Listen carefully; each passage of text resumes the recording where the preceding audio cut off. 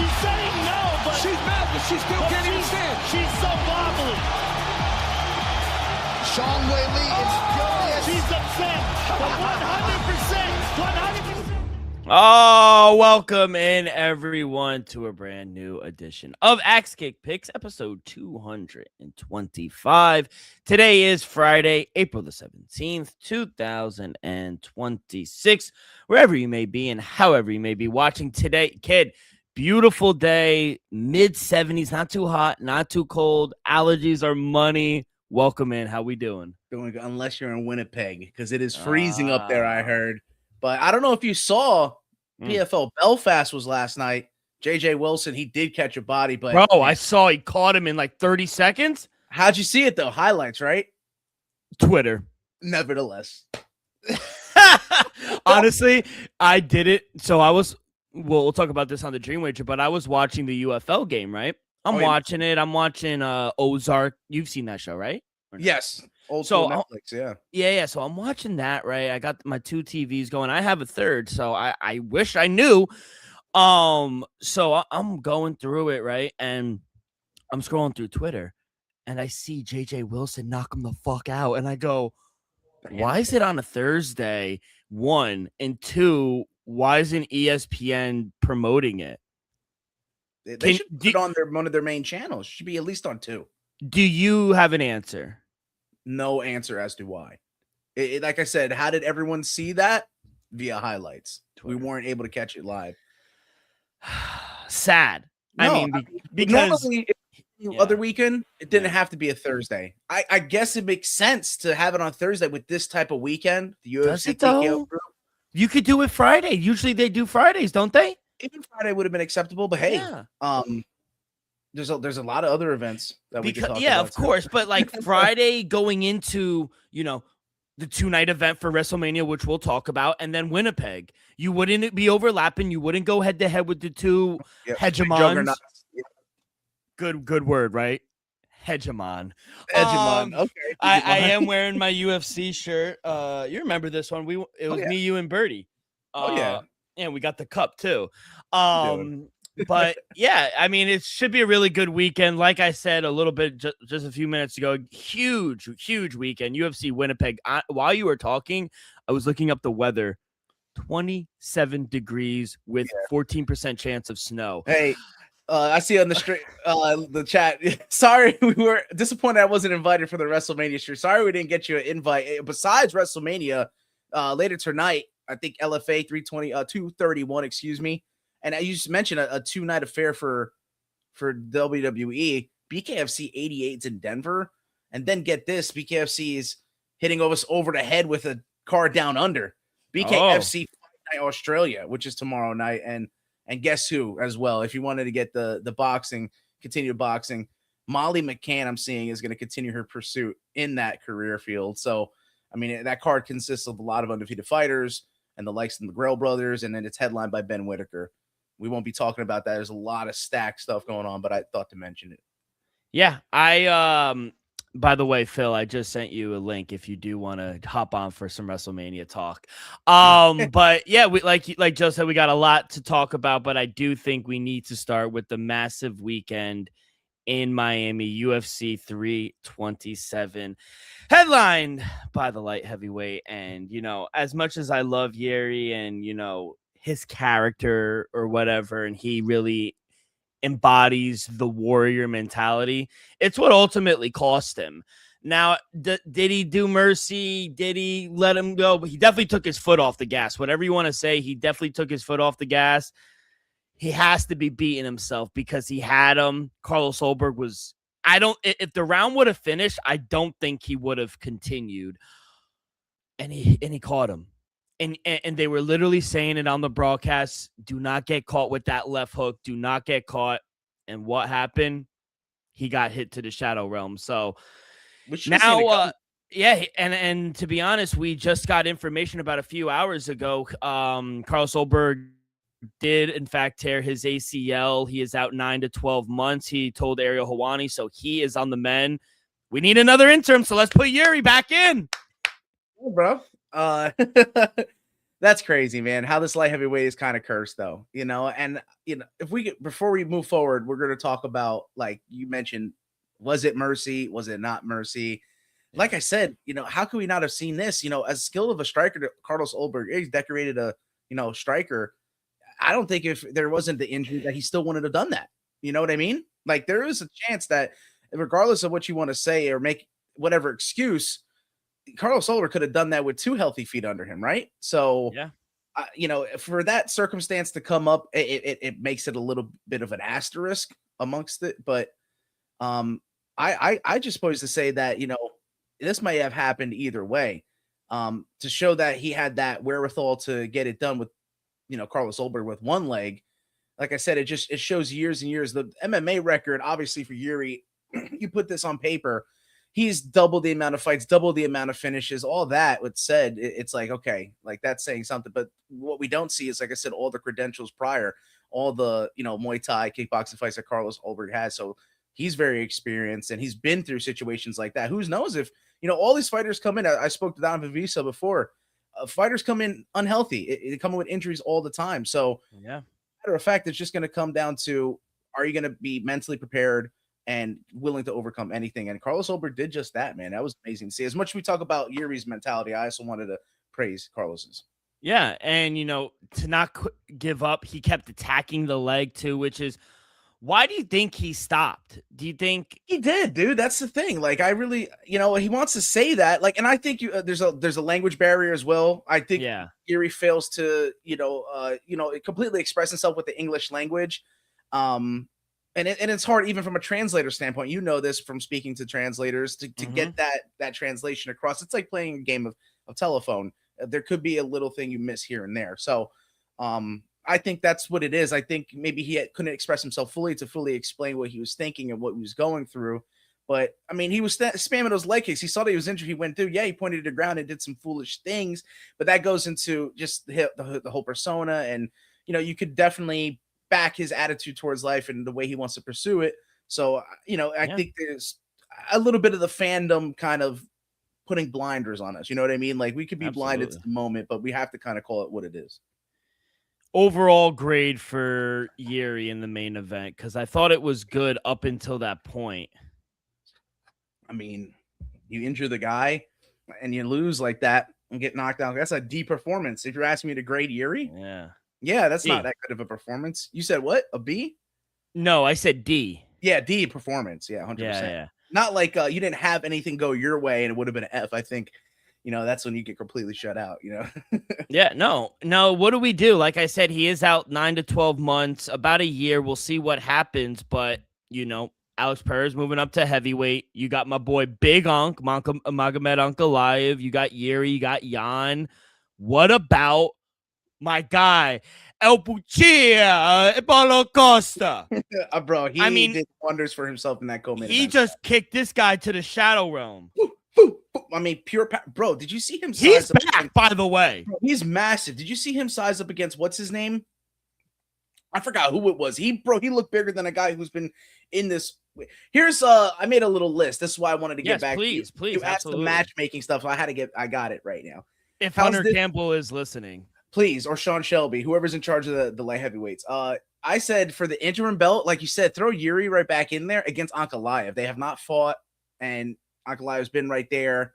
I said that's a fight that you can make. You have 2 fights that are booked. I'll tell those out of the way. Jan and Guskov, we got to see what's the outcome of that. And then Alonzo Menefield and Zhang Mingyang. I think they're both booked. So those are solid matchups. But it's just like getting the light heavyweight division in order. And then honestly, I said put Paulo Costa against Jamal Hill. You got an ex-champion. You want to build Paulo Costa up a little bit. I know he came on Ariel Helwani. He was asking for a higher ranked fight. But like I said, you got 2 guys booked in that top 5, and I just don't think I really think he needs one more. And who better to get that fight than against a Jamal Hill? I think the styles matchup, it's going to be a stand-up fight. You don't have to have Paulo Costa be introduced to a light heavyweight division where he has to worry about, let's say, like a Kudalaba who's like taking people down, or there's a lot of strikers actually in this light heavy division. My other matchups are just to get him out of the way. I said put Volkan Ozdemir against Dustin Jacoby, Nikita Krylov against Ian Kudalaba, and Khalil Roundtree against Alexander Rakic. None of them fought before. I think they want to progress Dominic Reyes and Johnny Walker into some situation, but my opinion, my hot take was on it. Run it back because they don't deserve shit. We now welcome in Phil, the owner of CST. Welcome in, buddy. How we doing, kid? Good to get you on. I'm so disappointed when I saw WrestleMania or whatever review or preview. I was like, these motherfuckers didn't invite me. Bro, I fucking love WrestleMania 42. We were a little disappointed how they didn't fall through and go down to the Bayou in New Orleans, and now they went back-to-back years in Vegas. Thoughts on that? That's disappointing. Or they're just following the money. So wait, next year's in Vegas? No, this year. So they're doing back-to-back years in Vegas. Last year was in Las Vegas. I guess it was a huge success, with all the celebrities and everything coming out. Yeah. And then originally they were scheduled for Louisiana this year, and then they were like, "Yeah, we're gonna pull the strings on that one, and we're gonna go back to Vegas." TKOs, they want to go for the money, sadly. Yeah, unfortunately. Do you believe that eventually, the money will not be a factor with the whole Saudi deal? Because I think that's a part of the problem too. You even had like a guy like CM Punk speak out about that. I mean, next what? Aren't they talking about doing WrestleMania in Saudi Arabia next year? Exactly my point. Because Nick Khan, I think is the COO. I don't know. They have so many. Yeah, names. WrestleMania 43 is in Riyadh. It looks like. It's in Saudi Arabia. No, WrestleMania. I think you could have WrestleMania anywhere, right? We shouldn't always, can always be in the U.S., right? I think fans from other countries deserve a WrestleMania. I mean, I thought 100%. the UK should have gotten one, or even France, because the French crowd is incredible. Yeah. They're one of the best crowds ever. Not been live, but I see from TV. But like with Saudi involved, I don't know, man. I think TKO just gonna go to the biggest bidder now. Money talks. Sucks. Money talks. So I could see multiple WrestleManias in Saudi Arabia, as long as they're the highest bidder every single time. By the way, are you pressed on time, or you could stick around? Oh, man, it's my Friday. My boss said, "You want to work all the time?" Okay. I said, "Nah, man. Let's Y'all go. overworked me this week. I'm taking the 2 days off." Well, real quick, let's go back to UFC 327. I want to get your thoughts on the main event. Carlos Solberg obviously gets hurt about a minute and a half in. He weathers the storm, gets the knockout, but now he's on the mend for 9 to 12 months, essentially a year. Again, unfortunately, this light heavyweight division is in turmoil. What do we do? Do we give Yuri a 5th shot at the belt? Do we give Yuri a 5th shot at the belt? I mean, they ain't looking at Uncle Live. You know what I mean? Oh, chill. We can't stand on the Uncle Live disrespect here. But it's not disrespect, because like that's what the UFC's thinking. They were willing to throw him in there with a broke. They don't like it, plain and simple. Yeah. And like, are they going to do an interim belt? Is it too soon again? We just crowned a new champion. So are we going to do an interim title, or are we just going to have a bunch of fights, number one contender fights? I think they might just, let it play out and then see what happens. Like, depending on, how successful the surgery is first. And then be like, hey, maybe Albert recovers fast, or something like that. I think Paulo Costa is a nice name to throw in there as like potential, like, let's say like interim title. Let's say like they just go for it. At this point, anybody can get an interim title shot, like Patty Pimblett and Justin Gaethje, right? Yo, Bill, you know what this division needs right now? If there's ever a time to call for it, I think the light heavyweight division needs a Grand Prix. Get those boys in a tournament. Get them like Senshi. It doesn't have to be in the same night, but let's get it done so that we can determine who's the real champion of that division, right? With so many question marks. I mean, why not? The UFC's nickname is the No Fun League.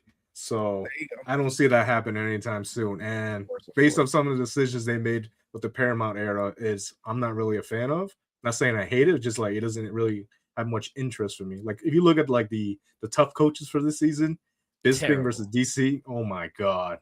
Yeah. They just don't care. I mean, if you look at this weekend's main event, oh yeah, we just need a Canadian in the main event against Gilbert Burns.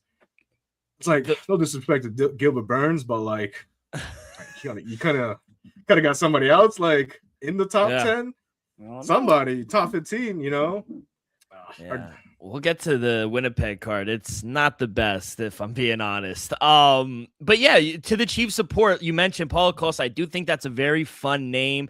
And, that's 2 wins in a row now where he looks like he's figured some things out. I think him at light heavyweight, he looks big at light heavyweight. And to go out and knock out Mirzakhanov, who they love, he was riding a 6-fight win streak. That's no joke. 16. He went over to Trump. Mr. Konov?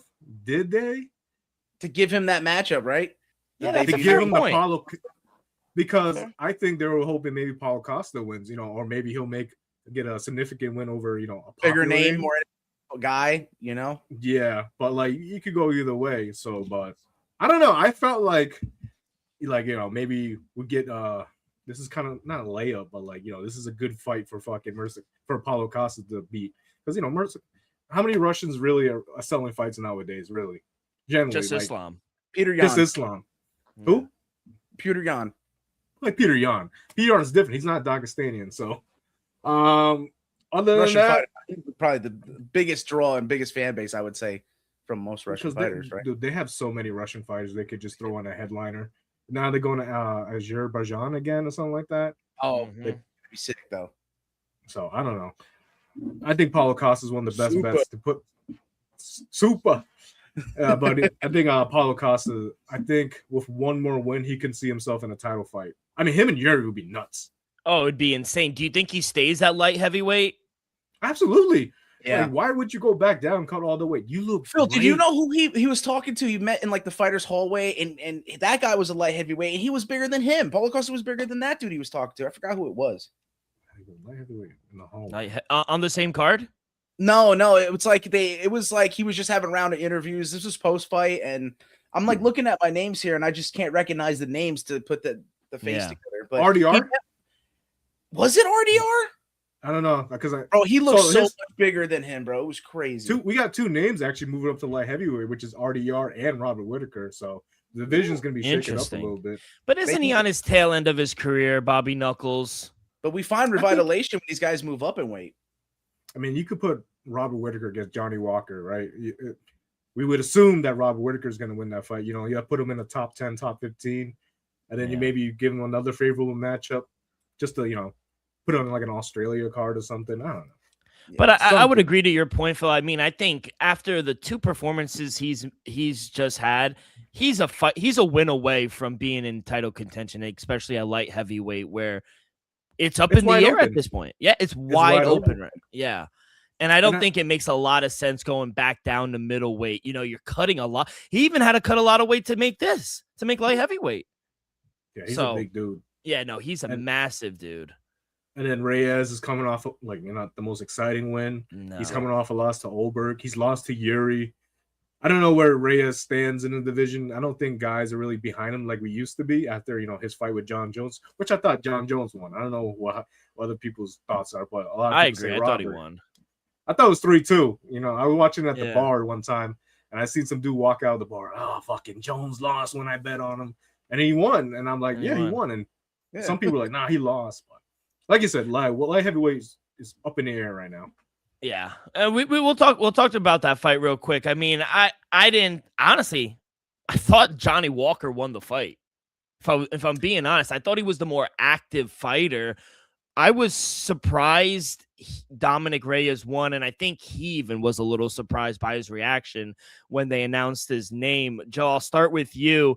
Who'd you have winning this fight, and were you surprised Dom won? I would have saw it as a draw. I would have given it to either fighter. Like I said, I'm on the bandwagon. Have these guys run it back and cut them if they don't finish the fight afterwards. No, I'm just being very critical because we went from the lowest of lows there, and we're lucky the fight that we did skip made up for it because it was one of the fights not only of the year, but I think of one of the fights all-time heavyweight. So I maybe want to more talk about that instead of talk about the depressing fight that was the Dominic Reyes and Johnny Walker fight. I thought the fans lost. We lost watching that fight. It wasn't really enough activity to make me say, I don't know, I think this guy won. You know what I mean? It's like, I didn't care who won because it's just like, I didn't really know who really won. It's not enough activity, but like these guys got paid for a spar. Yeah, literally paid for a spar. But the next fight, it was like, I know who won, but like we got our money's worth on that one. Oh, it delivered. To be honest, It delivered. Josh Hockett and Curtis Blades, and say what you want. It's the best heavyweight fight I've ever seen. And granted, I'm only 6 years into the UFC. I'll ask you guys, is this the best heavyweight fight you've ever seen? I'll go first. Do you want to say UFC or MMA history? I'll go UFC, and then we could do MMA. I was gonna say real quick, wasn't the Dan Henderson fight and Fedor Emelianenko fight at heavyweight? Yes.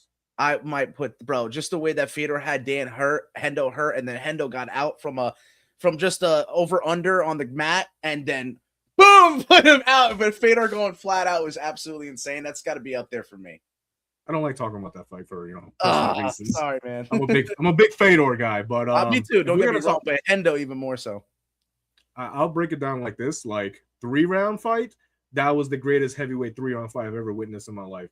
Better than Mark Hunt and JDS, and that fight just nonstop action from start to finish. There was moments where both guys were rocked. You thought the guys were gonna get finished. Curtis Blades got busted up. Yeah. And then like it really was just 1-1 going to the third round. And I thought Josh Hockett showed more heart in the last round. And if we're talking about 5-round fights, hands down, I don't care what anybody says. It's Mark Hunt, Bigfoot Silva won. The greatest heavyweight fight I've ever watched. Mark Hunt in both of these fights for you. That's amazing. I love it. Dude, Mark Hunt, Mark Hunt is different. He's what Tai Tuivasa thinks he is. Like, he will never be as great as Mark Hunt, even though his record doesn't show it. He just got arrested for like an aggravated assault or something in Australia or New Zealand. But Mark Hunt shows up to fight. He's always down to throw down, brawl with you, whatever you want. And, he hangs in there. The worst part about that fight is that Bigfoot Silva tested positive. And man, the fight was so loved that Dana White told the UFC, we're making a t-shirt on that. Insane. Were you boys surprised at the pace? Because the first round, I'm like, they can't sustain this, but they did. It slowed down a little bit, but these boys just kept going. And I think part of the reason I think Curtis Blades didn't fall, I think in his mind, it's like, I am not getting knocked out by this guy. I might lose, but I am not going to get knocked out by this guy. Were you surprised by the pace? He also did outweigh him by like 30 pounds too. I think there's literal physical limitations to certain things. I'll just interject real quick, and then Phil, for you, I don't know if you watched Josh Thompson's pod at all. He has his co-host Angelo. I don't know. I don't recall, but from I think so. But I was with Josh Thompson, how he was reacting to his co-host's statement that Josh Hockett lacks cardio, because to Dylan's point, it was a pace is why we saw these boys stumbling in there. But for them to recover, I think it just showed that they worked very hard, and they both have amazing gas tanks for 265 pounds. So yeah, I was on the Josh Thompson side of things by talking about, these two had great cardio, and you put anybody else in that pace of a fight, they might not make it to even the third round. Yeah, I agree with that. I think Josh Hockett really. I thought this. Here's the thing, right? I had a bet. I'm a big Curtis Blades fan. I don't talk about it enough. I even have slips of him from DraftKings that says, Curtis Blades, UFC heavyweight champion by the end of the year. Those end of the year bet slips. I got 2 of them. I'm never gonna do it again. I think Josh Hockett actually does have cardio for a heavyweight, and surprisingly, he went all 3 rounds. And he's durable. I mean, he's never been knocked out, obviously, because he's never lost, right? But maybe he does. I think Josh Hockett might lack heavyweight power, because Curtis Blades has been knocked out previously before, and he's been knocked out by fucking dangerous guys before. But I don't like Pavlovich, Derek Lewis, Francis Ngannou, and then Hockett. I don't know. I think he has cardio, but I don't think he has the power for heavyweight. I always felt like he was always a light heavyweight to me, just in a bigger weight class. Do you think it's the speed that he's hitting these guys, which is effectively knocking them out? He's also, I think, an epitome of a tweener. Like, if there was the 225-pound division, that's where he would fit in, perfect. Exactly. If there was a division that's 230 to 205 or 207, whatever it is, I think he would knock more guys out. I think he could probably knock out Gelton Almeida, because they're around the same weight, my God, right? Gelton Almeida. He might submit. He might out wrestle him. Take I mean, but it was It was ridiculous, I thought. Now, obviously, he did take it. He got the fight of the night, obviously, and the performance of the night as well. He got $200,000 in bonus. What is the limit for this guy? Because he's fifth heavyweight in the world. You know, does he have one more fight? I know he called out Alex Pereira, but I guess the question I'm asking both of you, do you really think he could become heavyweight champion? Depends how the cards play, right? It all depends on the situation you get yourself into. Is Tom Aspinall still wants to be with the UFC, right? Like, is he really gonna take that last fight against Cyril Gane? And then is he gonna fight the winner of Cyril Gane and Alex Pereira? I mean, he's at the point where I feel like he would leave, kind of like similar to Francis Ngannou. Like, he's gonna be sitting on the sidelines for a while. You know, UFC's gonna try to negotiate a new contract. If he doesn't, you know what I mean, maybe he'll just sit it out, vacate his title, and then that's how fucking Josh Hawkett gets put into the title fight because he's the most sellable fighter, heavyweight. And then maybe Cyril Gane's 6th title fight again. I don't know. With more talent, I think, and more ability, honestly, than Colby. Unfortunately for him, you know, he had great cardio, but you know, similar actually fighter. You know, talk about power, not having it for the division, right? But you know, it's funny. Paulo Costa getting himself in the mix at heavyweight as well. Going, Josh Hokett, you stole my bonus. I had the more impressive performance. I knocked out the 16-0 guy. You know what I mean? Like, you didn't get to finish. I did. So you got fighted tonight, but you shouldn't have gotten the performance bonus as well. So I think there's a beef there, and I think Paulo has a case. Dude, there's a lot of people who deserve a bonus, like fucking even Cub Swanson. Oh, back Cub Swanson deserved. He deserved that $100K bonus because his performance was better. He finished the guy. Come on. Yeah. The guy already got a fight of the night bonus, but like, you could have given Cub Swanson the other $100K, or at least Paulo Costa. Come on. But before we get to Killer Cub, because I do want to talk about him and his legacy, but I guess what the biggest surprise, not so much the fight. I mean, love him, hate him, cringy, whatever.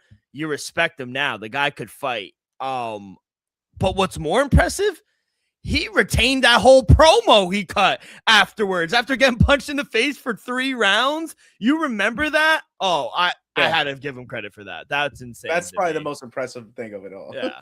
I think a lot of people on Twitter were just like, all right, there's one thing you could talk like that and be cringe and stuff like that, but can you fight like the way you fought like that? And that's where he kind of feels similar to when Colby Covington fought Usman the first fight. You know, you know, you could talk a lot. You fight like your style is boring, let's be honest. But then when you go in there and fight like that, you kind of gain the fans' respect. Even though he lost, but like performances like that, when you guys are just super cringe and they just talk a lot of shit, and then they just go in and put it on a stinker. Like, I'll be honest, I'm not the biggest Chael Sonnen fan. So when if he had a dog fight like Josh Hawkett or fucking Colby Covington, then I would respect him more. But I just can't with Chael Sonnen. But like, Josh Hawkett earned my respect that night, and I'm not gonna lie, I became a fan, you can say. Yeah, I enjoy watching him, and I think I can't wait. And for him to do the turnaround and be on the Freedom card now with Derek Lewis, that's a real badass. I don't care. You get in a 3-round war, and then you go, Derek Lewis is not the same Derek Lewis, but one shot from Derek Lewis changes the whole fight. That's right. For him to go on turnaround from a 3-round war, Dana announces the day of the fucking fight he just had. And then, you know, he's going to fight a White House. Sick. Yeah. I mean, hopefully he's recovered in time because the jabs that were wobbling Josh Hokett, you take one punch from the big black beast, you might go to sleep. So I was going to say, this is a situation where he might not be able to do the stand-up with Derek Lewis. He might have to, you know, wrestle him, but we all know Derek Lewis is, you know, he's ineffective. Wrestling is ineffective against him, bro. Joe, I think you might remember this fight. I see how the way the fight plays out with Hawkett and Derek Lewis. Do you remember when Ben Askren beat the shit out of Andrei Korshkov for the Bellator title? I don't know if you ever watched that fight. I definitely know the outcome, but to remember the fight, not too much actually. Kind of just held him down, you know, beat him down, trying to go for submission. Did he have like a kind of like a arm ball and chain kind of hitting him from like? You know, he would pull his arm behind his back, start punching. That was like vintage. Between him and Bellator at the time, Ben Askren, that's all I remember him doing besides when he got into UFC. But he was so cocky in that fight because he knew he could just take him down at ease, and he would just taunt the crowd like, "Come on, come on!" And he'd be like, "USA, USA!" and that's how I see Josh Hockett beating Derek Lewis. He's not gonna stand a bang. If he does, I'm just gonna be his biggest fan now because I'm like, I respect guys who do that. He's like, I'm gonna knock out Derek Lewis. All right, if you're gonna stand a bang, do it. But I don't think he's gonna do it. He kept going forward and throwing the bird too. I was like, he was getting beat up so bad, the bird went from here to like here, and it kept going down. He's a nutcase, that guy. Yeah. He earned my respect. He earned a lot of people's respect. He's gained like 100,000 followers on Instagram, so people are supporting him. Yeah, which I think they should. Yeah. We got to talk about Killer Cub Swanson. That was vintage Cub Swanson. Nate Landwehr didn't stand a chance. He gets knocked out in the first round. He finishes his career 16-10. I'm glad they gave him a video with his family, his kids right there as well. You know, one of his fights is in the Hall of Fame wing. What, for each of you, what is your favorite fight for Cub Swanson? I think I might have the same one as Joey. I know we're thinking on top of our head. It has to be him and Duho Choi. I was gonna say it's the Hall of Fame fight because, bro, I remember watching that with Aunt Dylan. Dude, we were like throwing each other against the wall in the basement. I swear to God, that was crazy. It was shotgun right hand from Duho Choi, and then I remember in the corner, I don't know who was corner. It might have been Winklejohn. Has Cub Swanson ever been Jackson Wink? I think he was, and then he might have been with Jackson Wing, and Winklejohn is like, he can't fight backwards. He's like, just pressure him and put him against the cage. You're gonna win this fight. And once he did that in the second round, the third, cinema, it's absolute cinema. That's literally one of the greatest 3 rounds fights. I remember that card specifically was so good. Yes, that the UFC was like, told ESPN, we're gonna have to do on the Christmas replay. We're gonna have to put that on ABC, the replay. And they took out like one bad fight from that main card. They just played the 4 fights and 1 fight from the prelims. Like, yeah, we're gonna play these 5 fights. It was so good. I'm glad. And by the way, I don't know if you guys know Cub Swanson's kid's name. If you're gonna name your children this, you either have to be a badass or you gotta train them to be badass. His 2 sons are Saint and King, and his daughter's name is Royal. Wow. Yeah. The twins and his daughter, Saint Kendra Swanson, Perez. King Swanson, and Royal Swanson. That's fine. Royal Swanson. Wow. You gotta be a killer, and he is. I mean, you know, he has the palm trees. That's vintage. When you see that, you know it's Cub Swanson. SoCal, baby. And with that, I think his departure marks the last of the WEC fighters. Right? He was the last one, unless Ronnie Yaha wants to come back. But he never... Oh my God. He's like, well, here's the thing. There's no more WEC guys in the UFC, right? Because you still got Pettis and fucking Benson Henderson over here still fighting.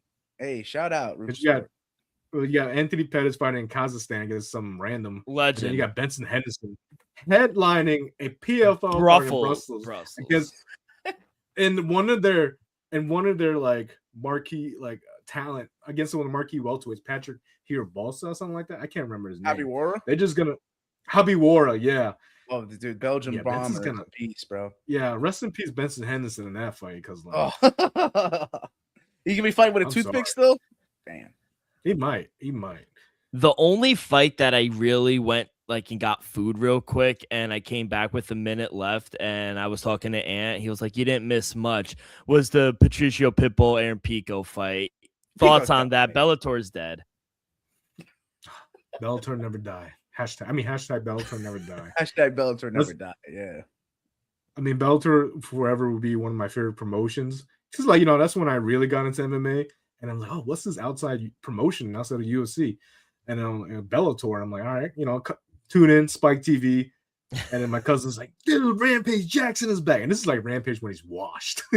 And he knocks out Joey Beltran at everybody. Wow. But ever since then, I've watched Bellator a lot. And then I'll never forget Aaron Pico's Bellator debut. It was Bellator's first pay-per-view, and they were hyping him up as the next prospect and the generational talent, the 18-year-old that they signed. And then they have him in a lightweight fighting Zach Freeman, who was an LFA. He got washed, right? Yeah, he got washed. And I remember looking at my boys. Yeah, because my boys, we pitched in for that Bellator pay-per-view. We're like, I'm all hyping on Aaron Pico, the next only go back to wrestler. This kid's the future. Bro, I get this, like, I do this thing where I kind of follow the propaganda and I get hooked onto it. And then he gets knocked out and choked out in the first round. And my boys all my boys looked at me. Some prospect, huh? I was like, dude, don't even start. He's in the wrong weight class because look how big this dude is. Yeah. And then to see Aaron Pico, he had his really like lows and peak, and then like Patricio Pitbull was the man at Bellator. And to see him in the UFC now, just washing away. I hate when people try to discredit him. Oh, this guy was trash overrated. I'm like, dude, he's fucking 38, man. Come on, guys, give him a break. He is getting up there. But Pico, I don't want to say he whooped them, but like he outclassed them, and it's a good. I think that's the best Bellator fairway fight you could do, because you had the guy that Bellator really tried to build, and now he might see the success of his career in the UFC. Sadly, and then you see like Patricio Pitbull end his career like not in the greatest way with Bellator, but ended with the UFC. Kind of like beat the guy who built Bellator by the guy Bellator was trying to build, and they did it in the UFC. So who won that? This is Patricio was part of the old regime with Bjorn Rebney, and then Aaron Pico was like the guy trying to be built by Scott Coker. Yep. By the way, they need to bring Scott Coker back. Aaron Pico Hold on. Yeah. I seen a rumor online. There's been talks with Coker coming to PFL. And I also heard they're going to change the name too. Back to Bellator. Yeah, I don't know about that. I think they're going backwards with that one. GFL wants to make it come through now, supposedly. There's too many name changes with PFL, because I watched the first WSOF card on NBC Sports Network. Anthony Rumble Johnson, Andre Orlovsky, and then they transitioned that. Rumble Johnson at heavyweight. No, God, he was a god at heavyweight. He should have stayed at heavyweight, to be honest. Fighting. That's where we had Justin Gaethje grow, right? Dude, I remember the first Justin Gaethje fight. He fought Nick Newell, the one-arm lightweight fighter from Connecticut. Bro, Nick's nasty, dude, bro. He'll get you with that choke with that arm. And I remember that card because it was in Dayton, Florida, and they were like, we can't compete with the UFC on the same night, because they had a big pay-per-view. I think it was UFC 175, Weidman versus Machida. And they were like, we're going to move the time like 6 hours down so we don't have to fucking interfere with them. So you had like a double header that night. But anyways, what were we on again? No, I was going to ask you, Pico into the top 15. What's a nice next step for him? Maybe guy coming off a loss, or no, he has a fight. I was going to say Arnold Allen, maybe Kevin Viejos, Brian Ortega. Like, what do you guys want next for Aaron Pico? Give me Aljamain Sterling. That's a winnable fight. He ain't gonna knock him out, bro. You telling me Aaron Pico ain't gonna get knocked out by Aljamain Sterling? Do you like Aljo? I like Aljo. I watched his first fight from the UFC till now. I never hated him. Like, he got a lot of hate because of the Peter Yan fight, the first one. Is the illegal knee. But like, he's not that great on the feet. So, and his best, his game is grappling, obviously. And I don't think he's gonna take down Aaron Pico that easily. And Aaron Pico's gonna stuff his takedown. Yeah, they were gonna have some exchanges, right? He's gonna take him down, and I think Aaron Pico pops back up, and keeps it on the feet. I think he's gonna do him like how Kiyoma Akimoto knocked out Patchy Mix recently. Because I think Aljo is like a fight away. He's give him Yair, give him Diego Lopez's fight, and they love Diego. No, Lopez. I was saying Yair or John Silva both don't have opponents. Yeah, I think they don't want to rush him. That's the issue here. Yeah. I mean, they were going to rush him because let's rewind the clocks back. If he winds up beating Lerone Murphy, he was going to get a title shot. Yeah. I mean, we got Aljo and Yusuf Zalal fighting, right? Steve Garcia and Diego Lopez. The UFC loves Diego Lopez. Loves him. I'm surprised he actually fighting that far down, to be honest. That is a great fight. A beast, though. That's a great fight. That's a card opener, though, but now they changed it around a little bit, didn't they? No, it's still the opener. That's what I mean. Like, I think that's a banger opener fight. Yeah, I agree. I thought those. Phil, you're not high on Steve Garcia. No, I am. I just like, I'm surprised I don't think the UFC found like Steve like this guy that's gonna sell a fight. I mean, his style sells the fight, right? They throw him on Apex cards though. That's my issue. You know what I mean? Yeah, I agree. But And maybe they're sitting there thinking the same thing you told me a few minutes ago about Paulo Costa. Maybe they think this is a good fight for him and that this is the way to climb up the ranks. I think they just know that him and Diego Lopez are just gonna deliver. Oh, Steve yeah, I Garcia's agree. all gas, no brakes. We You can know what hope I'm for saying? Diego side. Yeah, I know right? what I mean.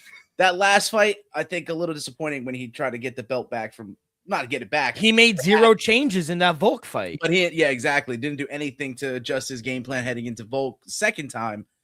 You just hope he brings it if they're, going to start that card up, Freedom 250 with Steve Garcia. Phil, I want to ask you because you mentioned other promotions, and I asked Joey this, I think, in the beginning of the year. If you were to bet on one promotion outside of the UFC, because UFC, they don't really compete with anyone. It's they're one and everyone else is fighting for two. If you were to invest all the money you had, what promotion would you bet invested in? I said BKFC. I think what Dave Feldman's doing. I think So we're not just talking MMA. No, and then we threw in RAF as well. Like RAF. I threw in RAF as well. Yeah, but I said BKFC. What they're doing, the backing that they have with Dave Feldman, Conor McGregor, they got some stars too. I really like what they're doing in BKFC. What about you? Come on, guys. Are you serious? You're really asking me this question? It's the most obvious answer. You see me in the chat preaching about it. It's MVP. MVP MMA. Wow. Bro, they're on Netflix. That's already good enough for me to say. What the hell? It might be the biggest card ever. Yeah. Biggest card ever they put on. They can put together. People are going to bash on it, but this is the best card you could put together. You got arguably the best flyweight in the world, arguably the best heavyweight in the world. You know what I mean? You got two number one guys potentially on the card. He technically never lost his belt either. Let's be real. Exactly. Francis, no. Yeah. But and the main event is trash. It's whatever. It's gonna sell. Gina Carano's a celebrity nowadays. Ronda Rousey, it still has weight to her name. I don't know if the ticket sales are great. I don't know how much they charge. Hopefully not TKO prices, but But shout out Mike Perry. MVP, that's the best fight. The Mike Perry and Nathan Diaz. We lost Lorenz Larkin and Jason Jackson fight. I'm upset about that. Yeah, and they got Saladin Parnasse, who's like a KSW chip, and it was like kind of like one of the last good like KSW fighters that's really worth watching. They can introduce him, but sorry, my stream's kind of like lagging right now. Can you say something, guys? Yeah, yo. Oh yeah, you're good. Because I have a train behind my house, so like it like makes you guys like lag. Hey, but yeah, there's a train that cuts through our hometown right down the middle. Yeah. But I feel like an MVP is my best bet because you have Jake Paul behind it, Netflix behind it. I don't think Netflix is going to run out any money anytime soon. The biggest thing is money, right? Are these promotions going to burn money? Who do they have backing them? And I think Netflix and MVP are going to have an endless amount of money, and they can pay the fighters too. And then Ronda Rousey was saying, "Hey, minimum fighters for MVP, 40,000. What's the minimum for show, UFC?" Right? Yeah, that's for sure. And like, people like trying to be fucking financial gurus online. Oh, well, if you do all the tax, it's really not that much. Well, imagine a fighter only made 12,000 and he lost, or he got to a draw. Do the math on that. You know what I mean? He's got to pay his camp. He's got to pay his travel, and he's only left with $2,000. You just got to head punch for $2,000. No, seriously. And I hate to say it, but like Jake Paul really does kind of follow what the fans say, and like he listens. You could tell he listens. Yeah, I would agree with that. And then, he had his thing with PFL, but that was just kind of like, him to get trying it out to like there. take shots to get it out there, take his shots at the UFC, and then like him and the PFL didn't work out, but it could work out with Netflix and MVP. MVP he's got to keep his integrity. I think that's what the main thing is. If he can hold up his integrity, I think that's what will maybe keep them competitive against the UFC. A lot of fans are, worried about the wavering support the UFC is giving back to us. So if, like you said, if Jake Paul can listen to the fans and keep his integrity with us, I think we will give that support. And then real quick, think about it too. Oh, so you go. Yeah. No, go. What are you gonna say? Finish. And think about it, like when it comes to free agency, right? Tom Aspinall's got one fight left on his UFC deal, right? He never re-upped his contract. I would know that because his dad said it on one of their freaking videos that he uploaded. He's like, I told my son not to re-sign with the UFC. Maybe you want to go to boxing. Or maybe there's a Francis Ngannou fight outside the UFC, right? On Netflix. We do in the UK. Let's do Wembley Stadium or something like that. Big money fights, you know. Eddie Hearn will get him the fight too. Exactly. And here's the thing too. You also got to think Dakota Ditchev was a star. Maybe after her PFL contract is up by the end of next year, hey, let's go get Dakota. You know, we can promote her as the face of our women's division. I think she stayed with the PFL because they gave her the most money. So you're right. If MVP winds up giving her more money than the UFC, if the UFC is just going to treat her as another fighter, she's going to go where she's favored more. I do agree. Exactly. I mean, she might go just to chase glory, the UFC glory against Valentina or something like that. Yo, T, isn't that crazy? Phil brought it up. Didn't we mention that with Dave Ross, where the Tom Aspinall and Francis Ngannou fight could happen, but maybe in boxing or something? Yeah, it's like very interesting. I do think that. I don't think he re-signs with the UFC. I think he fights his contract out, and I think he's out after that. I mean, why sign Eddie Hearn, Dana White's arch nemesis? At this point. At this point, it's just like a basic, like, fuck you, essentially. So, yeah, I think that was the writing on the wall for that. But to go down the card, Kevin Holland, unanimous decision over Rude Boy. Matus Gamrot, he gets a submission over Esteban Ribovic. Tatiana Suarez, welcome back. Warm Godinez in there, bro. I did not expect that because I thought Lupi was very competitive in the first round. Truthfully, and I thought she was live. If she kept it on the feet, I don't know why she tried to entertain anything on the ground because that is her wheelhouse, Tatiana. Yeah. So, do you think she could be a champion in this strawweight division, Tatiana Suarez? If she's not fighting Zhang Wei Li, yeah. I was going to say, it's like Mackenzie Dern's champ, or Mackenzie Dern. Anything's possible. Yeah. It's like like DJ being the champion. Joe Benavidez would have been that guy if it wasn't for Mighty Mouse. So it's like, as long as these other female athletes are at the top there, I don't think Tatiana Suarez might have a chance at gold. Yeah. We cashed with plus 250 Vicente Luque. Great call. Kelvin Gaslam's washed. Yeah, Kelvin Gaslam's washed. Charles Buffalo, what a promo. Just throwing slurs. That man is bird, you know that guy's out of his fucking mind, Charles Jackson. But like I said, we could have possibly seen 3 draws on this card because, like, didn't it come out that they named Medeiros or Padilla the winner, and then it was a draw? No, it was a draw, but there should have never been a draw, especially with the point deduction. Yeah, so it was changed to a draw. So it was changed. That's what I'm saying. It was a Padilla victory changed to a draw. Yeah. I mean, I would say you could have seen Kevin Holland and Randy Brown go to a draw, and then Dominic Reyes and Johnny Walker, but maybe more or less the Kevin Holland fight. I think with the exchanges through the fight and the takedown, I think Kevin Holland did win that. Yeah. Overall, I thought it was a really good card, especially the main event. Picks went pretty well. Joe, 0-10. 11. 0-11. God, Phil, that's damn. actually impressive. Yeah. And then we went. You going on 11, buddy? You take 2 weeks off. Yeah, no, man, we keep going at it. You're ready for my picks this weekend. Oh my god! Oh, yeah, I bet against Joey. Yeah, my brother, my older brother. Yeah, it was so funny because we were in a group chat with my older brother and all his friends and shit, and we put a picks in, and then we'll be like, and we always had to take one pick right from everybody, and his pick would always fucking lose. So we created a separate group chat. It's called Bet Against Eddie. So. We will just win money. And we told my brother like a year later, he said, "You guys are fucking bitches, man." That's funny as shit. I remember I was texting Phil, I think about it like a month or two ago. I was like, "What do you like on the card?" He was like, "I'm not really a betting man, but I do think this guy would win." I think it was the first fight of the card, and I'm like, "Yeah, I like him too." Gets knocked out. I was like, by the worst person you could think of, like Rodolfo Bellato versus Luke Fernandez, bro. Oh, yes, that's what it was. It's funny. That was one the Dave Ross episode too, D-Rock. Yes, it was that's Luke Fernandez. Crazy, Good call. By the way, over the weekend, we did have boxing as well. Tyson Fury, he wins unanimous decision, 120, 108 times 2 and 119, 109. He eventually calls out Anthony Joshua. I just hope we fucking see it at this point. These two, they've been talking about it. Let's just fight at this point, bro. That's my take. You boys. My take is main and co-main, a waste of my time. Especially the co-main. Don't ever put Arslan Makhmudov in the main event on Netflix at a stadium ever again.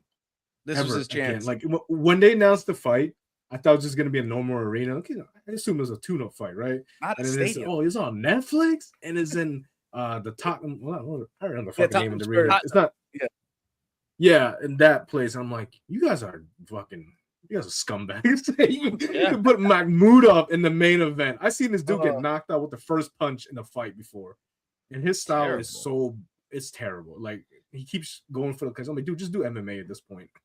Joe, good call on via decision. I took him because I thought eventually Tyson was going to knock him out. Yeah. They just hugged for 12 rounds. Yeah, I think it's unfortunately for us getting this fight now. It's just the back end of Fury's career, and if they do get that contract signed, I think AJ's gonna want to get it 50-50 at least. I don't think there's gonna be any A side in that fight, really.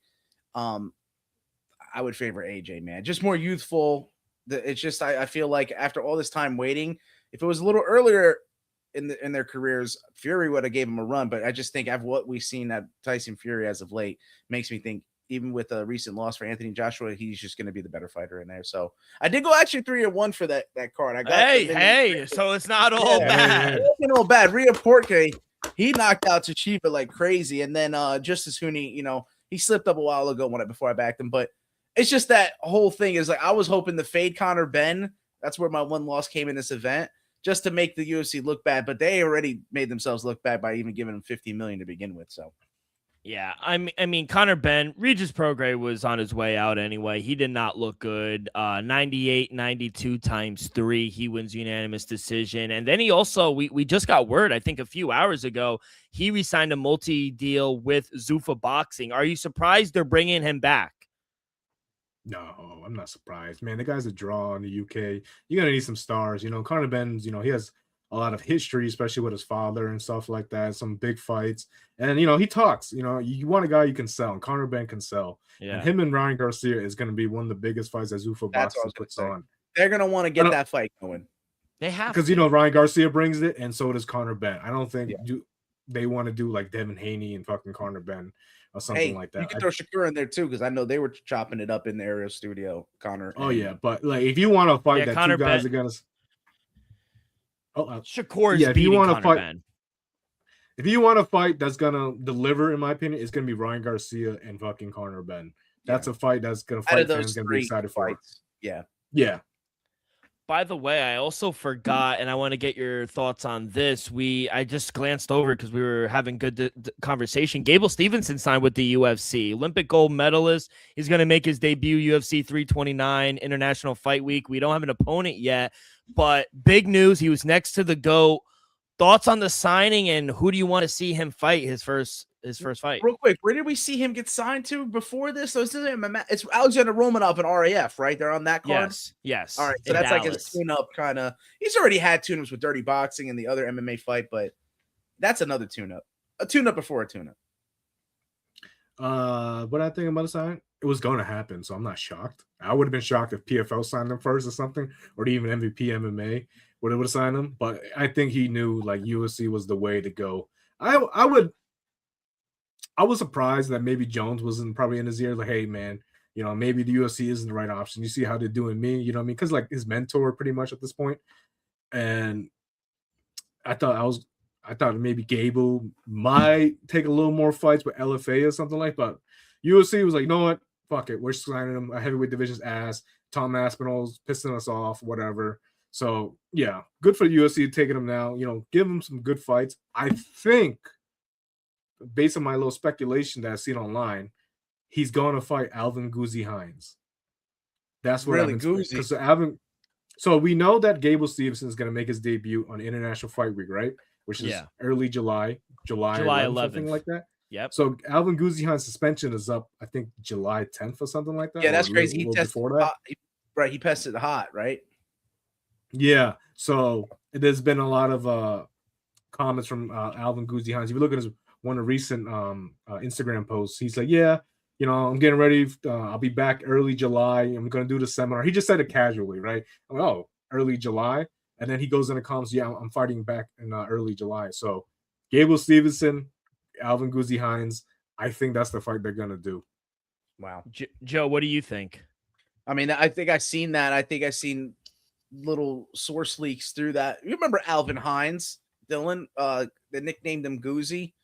Bald-headed dude, very interesting character. I think we expected a little more out of him with this debut, but honestly, based off the level and experience, it would be a good way to get Gable Stevenson projected a little bit higher in the heavyweight division.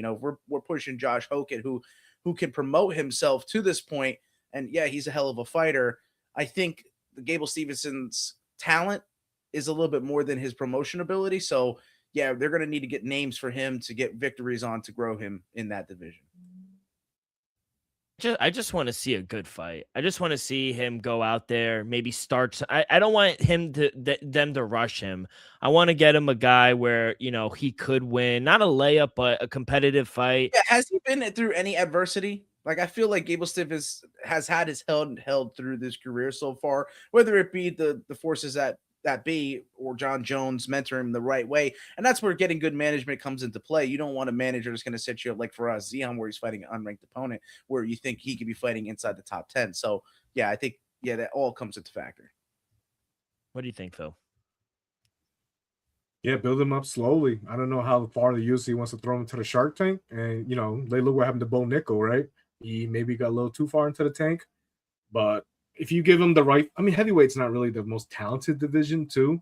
Josh Hockett, Gable Stevenson. No, you can't do that to Josh Hockett. That's a banger of a fight. Gable Stevenson I think Josh Hockett wins that fight, brother. Really? And he could probably he'll most likely defend the takedown. Oh, at least try to. Better he'll chance. promote the hell out of the fight for Gable Stevenson, but I actually, dude, Phil, I'm 100%. I agree with Dylan. Though. I think Gable Stevenson would beat Josh Hockett, and that's why you don't do that to Josh Hockett right now. He deserves. I think Josh Hockett would fucking get under his skin so bad. He would. This rapist, whatever, like just anything, and then he'll win so many fans. This will be like the face turn for Josh Hockett. Like, I'm gonna beat this racist. This and that. Yeah, he's out of his mind, bro. He is. You want to stick around and make some bets for Winnipeg, Phil? Or you want to go? You want to go into WrestleMania, bro? This is why I joined. I'll let you guys do the betting thing. Let's do WrestleMania then. Before we get into WrestleMania 42, a quick word from our sponsor, brought to you each and every episode by Viva Tequila Seltzer. Most refreshing hard seltzer on the market, hands down. Is no wonder why Viva was voted #1 hard seltzer in the world by San Francisco World Spirit Competition. With only 88 calories, 0 carbs, 0 sugar, and a light 4.5 ABV, Viva is the perfect drink for your post-game celebration, as it was created with that active lifestyle in mind. We flavor tequila seltzer because flavor is the spice of life, and we like our drinks with just a kick, just like how we like our lives. Whether it's Huckleberry, playing around the golf with the boys, or an elderberry watching WrestleMania, it doesn't matter. Our favorites pair perfectly with our Artisanal Blanco tequila for that subtle and refreshing drink. Our belief here at Axe Kick Picks and at Viva is to live long, live well, and live it up. All right, boys, let's get to it. WrestleMania. Wait, hold on. Time out. You just do that on the spot? What do you mean? On the spot? You just did the whole sponsor on the spot? Yeah. We do the scripts on live all the time. I'm gonna need you for some things in the future. I've done that so many times. I say it sleeping sometimes. You're dreaming about it. Some people just have it pre-recorded, so they just pop it up when they do it. But you did it on the spot every single episode. I'm impressed. I'm impressed, brother. Yeah. Oh yeah, I appreciate that. Yes, WrestleMania 42, 2 nights. I like the 2 nights. I'll say that. I was talking to Joe, Phil, off air, and I was saying, I don't know if you saw it, but the Is What It Is podcast with Cameron and dude, I was watching on. I saw that driving home today, and I called Joe. I said, I don't know if this is a game, but it looked like Cameron was serious. And then Jay came over. He said, "You think I'm playing?" I was dead, and he really jumped over and grabbed Cameron and started hitting him. Yeah, And then you had Logan Paul on First Take today, like saying, "I don't need to be here. I'm just here so I won't get fined." Cody Rhodes is crashing out on Pat McAfee's show. I mean, the boys are buzzing here in WrestleMania week. Yes. I love WrestleMania week because they do like the best promotion, like promoting for WrestleMania, other than every other freaking PLE they do. And dude, I love that you brought the camera on video because I was watching it on break today. Dude, here's the thing, right? My coworkers don't watch wrestling no more, because they're a lot older now. But they brought it up. They literally brought up that clip. They're like, "Yo, did you see that Cameron clip with fucking Jay Uso guy, whatever?" It was like they were like, "Yeah, yo, that was wild." They were like disappointed, like that they were disappointed in Cameron. Fucking Cameron, man. Why would you do shit like that? You do shit for money, huh? They're like, "You gonna watch it?" I mean, Cameron put me on, so I'm gonna watch it. And it was like 3-4 of my coworkers who don't even watch wrestling anymore because they're so like into the 90s, Yeah. And then they were like, "Yeah, well, since it's Cameron, if he's gonna be involved with Jay Uso, might as well watch it." Joe, what is your thoughts on the video? Are you watching it live right now? Yeah, Joe's watching it live right now. You can't show it, but I mean, it's insane. And it's like a 4-minute clip where they're like throwing jabs at each other. Cameron and Mace did not get involved at all. He did not want the smoke. Nah, Mace was like, yo. Mace and Cameron are so comedy. Have you ever seen the Diddy video? Bro, they got so many, bro. What's it with Fabulous? Bro, and, like, there? so Diddy invited them to his mansion, right? For a Diddy party? And Mace went downstairs and he found like a dildo. Yo. And then he came up and was like, "Cameron, come downstairs. I gotta show you something." And he was like, Is that a dildo? He goes, "Yeah, man." And then Cameron's like, "I don't know about Diddy, man." And then Cameron just looks and says, "I don't know, man. Diddy do be getting bitches though." Yo, you got it. Hold on. I gotta see this video right now. I'm gonna see if I could pull it up while you guys are talking. Well, what should I look up, Phil? Cameron. I mean, you really gotta type in Cameron Mace dildo. Diddy dildo. What's the name of that show? All together on there. It is what it is, or something like that. But it was so it is what funny. it is. Podcast. It is what it is. All right. It should be like a real. Yeah, that's too funny. I thought that was so funny. But over the 2 nights, we do have 8 titles or championships across 2 nights. One main event night 1 is the Viper. I love that he turned heel again. Randy Orton taking on Cody Rhodes for the undisputed WWE Championship. Night 2 is headlined by the best to ever do it, CM Punk. He's putting the World Heavyweight Championship on the line against. Please put your fingers in the air against Roman Reigns. He is our tribal chief. Everyone should acknowledge him.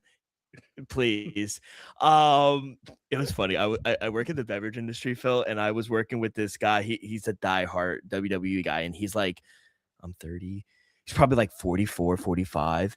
And we were working with each other, and he's walking down the street and he's going to WrestleMania. He's like, he spends bread. He went to Survivor Series in San Diego, and he came and he looked at me, and all he did is stop in Manhattan, and he goes like this. He put the finger up, and that's all I did was like, yes, I acknowledge him. But yeah, so obviously we'll start with night 1. I think night 1 is compared to night 2. I think night 2 has the fights, but yeah, it really is. Let's start with Logan Paul, Austin Theory against ISHO Speed, the Usos, and LA Knight. Joe, I will lead it up. Austin and Logan, ain't he? Who? It's the influencers. It's Austin Theory, Logan Paul, and ISHO Speed. Yeah, versus the Usos and LA Knight. Yeah. Who do you like? What's this? I guess you can see. Which one? You go first. Yeah, no, I barely heard it out there. You were talking to someone.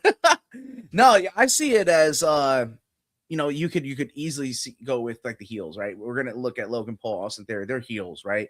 ISO Speed gets thrown in the mix. Like, he's not really right like a heel per se, but I like how the WWE wants to get him involved. And he's kind of like a fall guy. You know what I mean? Yeah. Like, he could take the pin here. He could do like a lot of acrobatic stunts. He could do some, spots that you might not expect. So, a lot of athleticism coming on that side. But I think you got to give the Usos, after that whole Cameron incident with Jay, and just the level he can, propel the crowd. I think we're still going to see some Union, right? They still have their separate entrances, right? And then we're going to have LA. Now, I think the crowd going to be involved. You want to get them in early. If this is the first fight of the card for night one, you got to give it to the faces. So I'm going to go with the Usos and LA Knight. What about you, Phil? Yeah, you have to go to the faces because you don't want you want to build your stars, right? So your biggest stars are the Usos and LA Knight, and then obviously the global stars are going to be ISO, Speed, whatever, Speed Division, whatever. Yeah, Speed, and perfectly. I think it was you who said it, Joey. You need a fall guy, and ISO Speed is going to be the fall guy, so it doesn't make the other guys look bad as well. I think the Austin Theory, they're trying hard to make him popular, with the fans, but I still don't think it's working still. So I think you have to go with the Usos, or maybe the heels will win because Cameron shows up. Wow. If Cameron shows up, that'd be legendary. Yeah, obviously he's getting like this celebrity spot, and I do think he's athletic for what it's worth. But I think Paul and Theory are kind of like treading on water right now while we're waiting for the return of Braun Breaker, Bronson Reed to kind of make the Vision a force again, right? And not to mention ISO Speed is still under Dan Hansen's curse. That guy? That means a lot, right? So yeah, I do think the Usos and LA Knight are gonna win, but okay. Yeah. Wow. Let's go to the next one. The Scottish psychopath Drew McIntyre taking on one of my favorites. I love Jacob Fatu. It's an unsanctioned match. Phil, I'll start one with you. This one, what do you like? This is gonna be the best match of the night right here. This is where they're gonna go balls out. This is gonna be violent. This is gonna be a lot of what would you say? I'd say character act. I don't know how to say it. Like a lot of expressions you're gonna see. Like this matches. Like, these guys really like.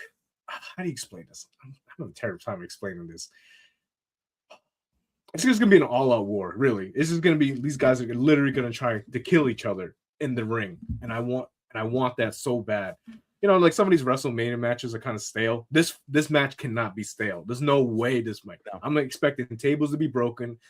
Somebody's gonna get hit with a kendo stick or something. I'm expecting somebody to bleed because these guys hate each other. So I really have high expectations for this match. And I want I can't have to pick a winner because I love both guys too. I thought Drew got screwed over for the WrestleMania main event. Oh, he always does. Always.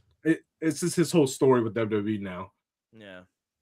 I think you have to go Jacob Fatu in this match.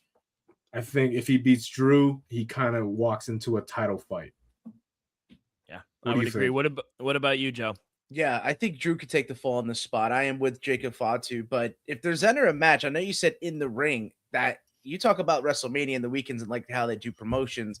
They also like to get the environment involved. And this is some type of match where this is going to be taking place outside of the ring. I actually expect these guys to go backstage. I think they're going to beat each other, and they may return back. They have to be in the crowd.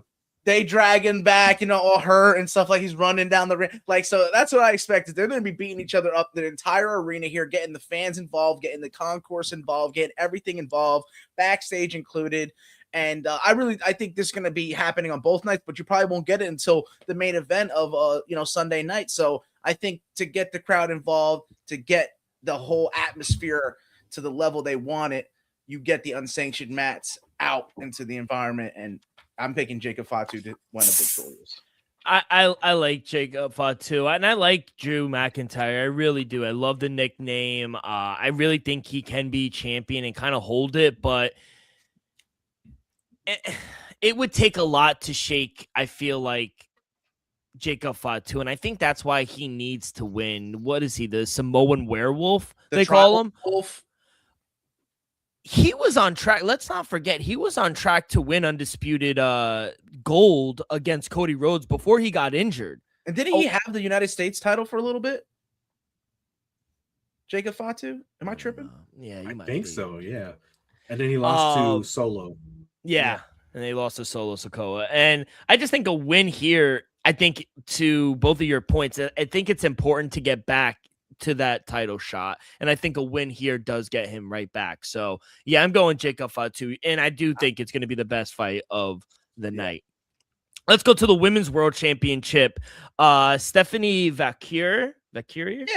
Yeah. Taking on Liv Morgan. Can Liv Morgan win the belt, Joe?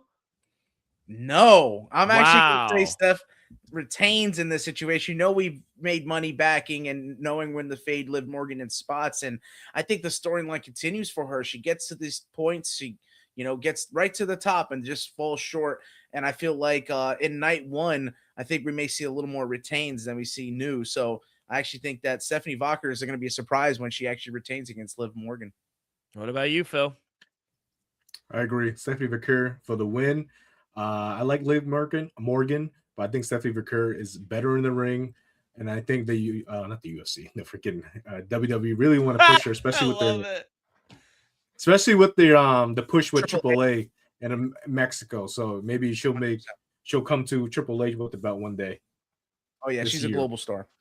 Yeah, Stephanie Vaquer, she's a great wrestler. Don't get me wrong.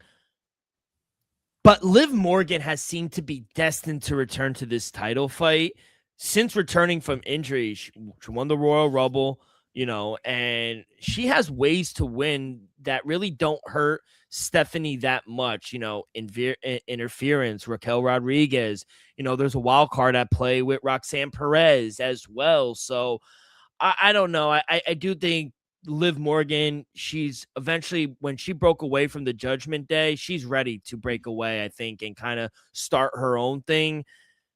I think Liv Morgan wins gold here in Vegas. Give me Liv Morgan and no. Wow. First time you're on the opposite side. We were all in agreement for the first two. Yep. But here it is. Let's go to another women's international or intercontinental championship. AJ Lee taking on the man, Becky Lynch. Can Becky Lynch get her gold back? Yeah. Anybody who wants. Joe, Phil? I think she's going to get her gold back just because I think AJ Lee is here for a short time, not a long time. And, Becky, has wins over pretty much every female wrestler on the roster. And AJ Lee, I think she doesn't have a win, if I'm correct, right? Over AJ Lee? No, doesn't. No. So I think this is a spot that she gets her big title win at WrestleMania. And, when they re-sign Becky Lynch, there's probably some clause in there, like, I want to win at WrestleMania, something like that. So I'm not really too invested into this match. Becky Lynch is, I think, the ultimate company gal here. And she's done a lot to, make the women's division just what it is, started from back with, Trish and Lita and all of them. And then like Charlotte and her and the core four kind of like took it. I feel like being such a company girl, there is still the level of politicking, like in the back behind the scenes. And maybe it's less now with the corporate entity, but I still feel like this is a battle of who's going to politic more, because I still feel like the promos have been dry between the two and the wrestling has been kind of, wishy-washy here. So with a lack of, the onstage presence and performance from either of these women, I think it's going to come down behind the scenes. Who's been politicking more for what they want? And like I said, being that Becky Lynch is a company girl, I feel like you look at the relationship that CM Punk and AJ Lee have, they always politic to get their way. So if we're talking about behind the scenes and who's going to get what they want, Becky Lynch being a company girl and AJ Lee wanting to be the champion, I go with AJ Lee retaining here in this spot. So yeah, wow. I feel like, it's just a spot where Becky Lynch being as big as she is, and AJ Lee coming back was huge. I think her getting a win over Becky Lynch propels her as champion more so.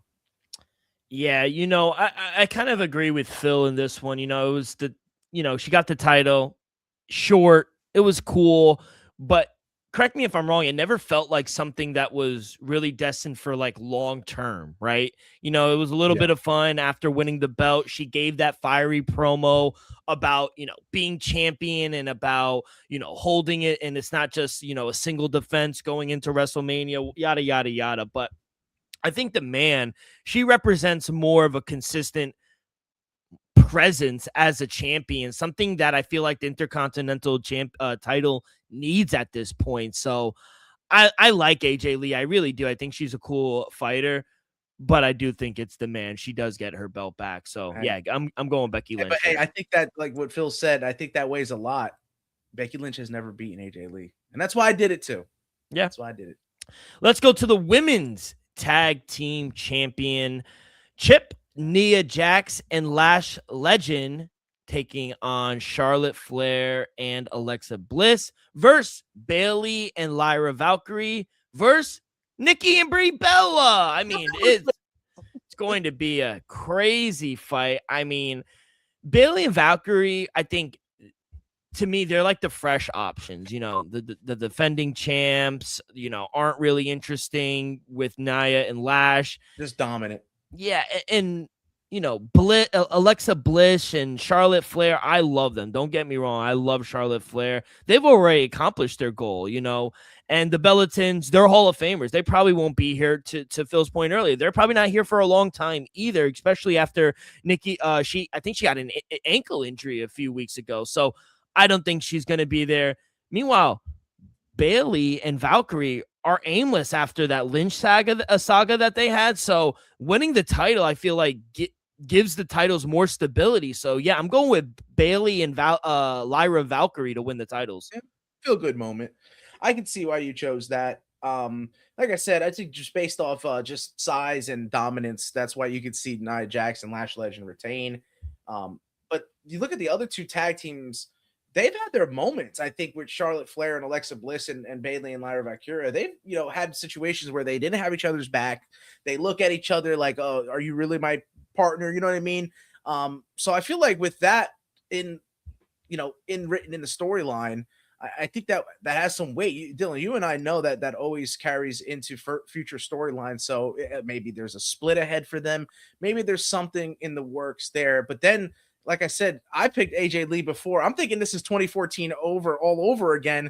You got the Bella Twins in this matchup where they're going to be outmatched. They're going to be outsized, but they always find a way to work together. And that's the main thing, is that they're a tag team. And what is a tag team division all about? It's about teamwork. And so my winner, and making it 2014 all over again, is the Bella Twins. Wow. And Phil, what do you think? Wow.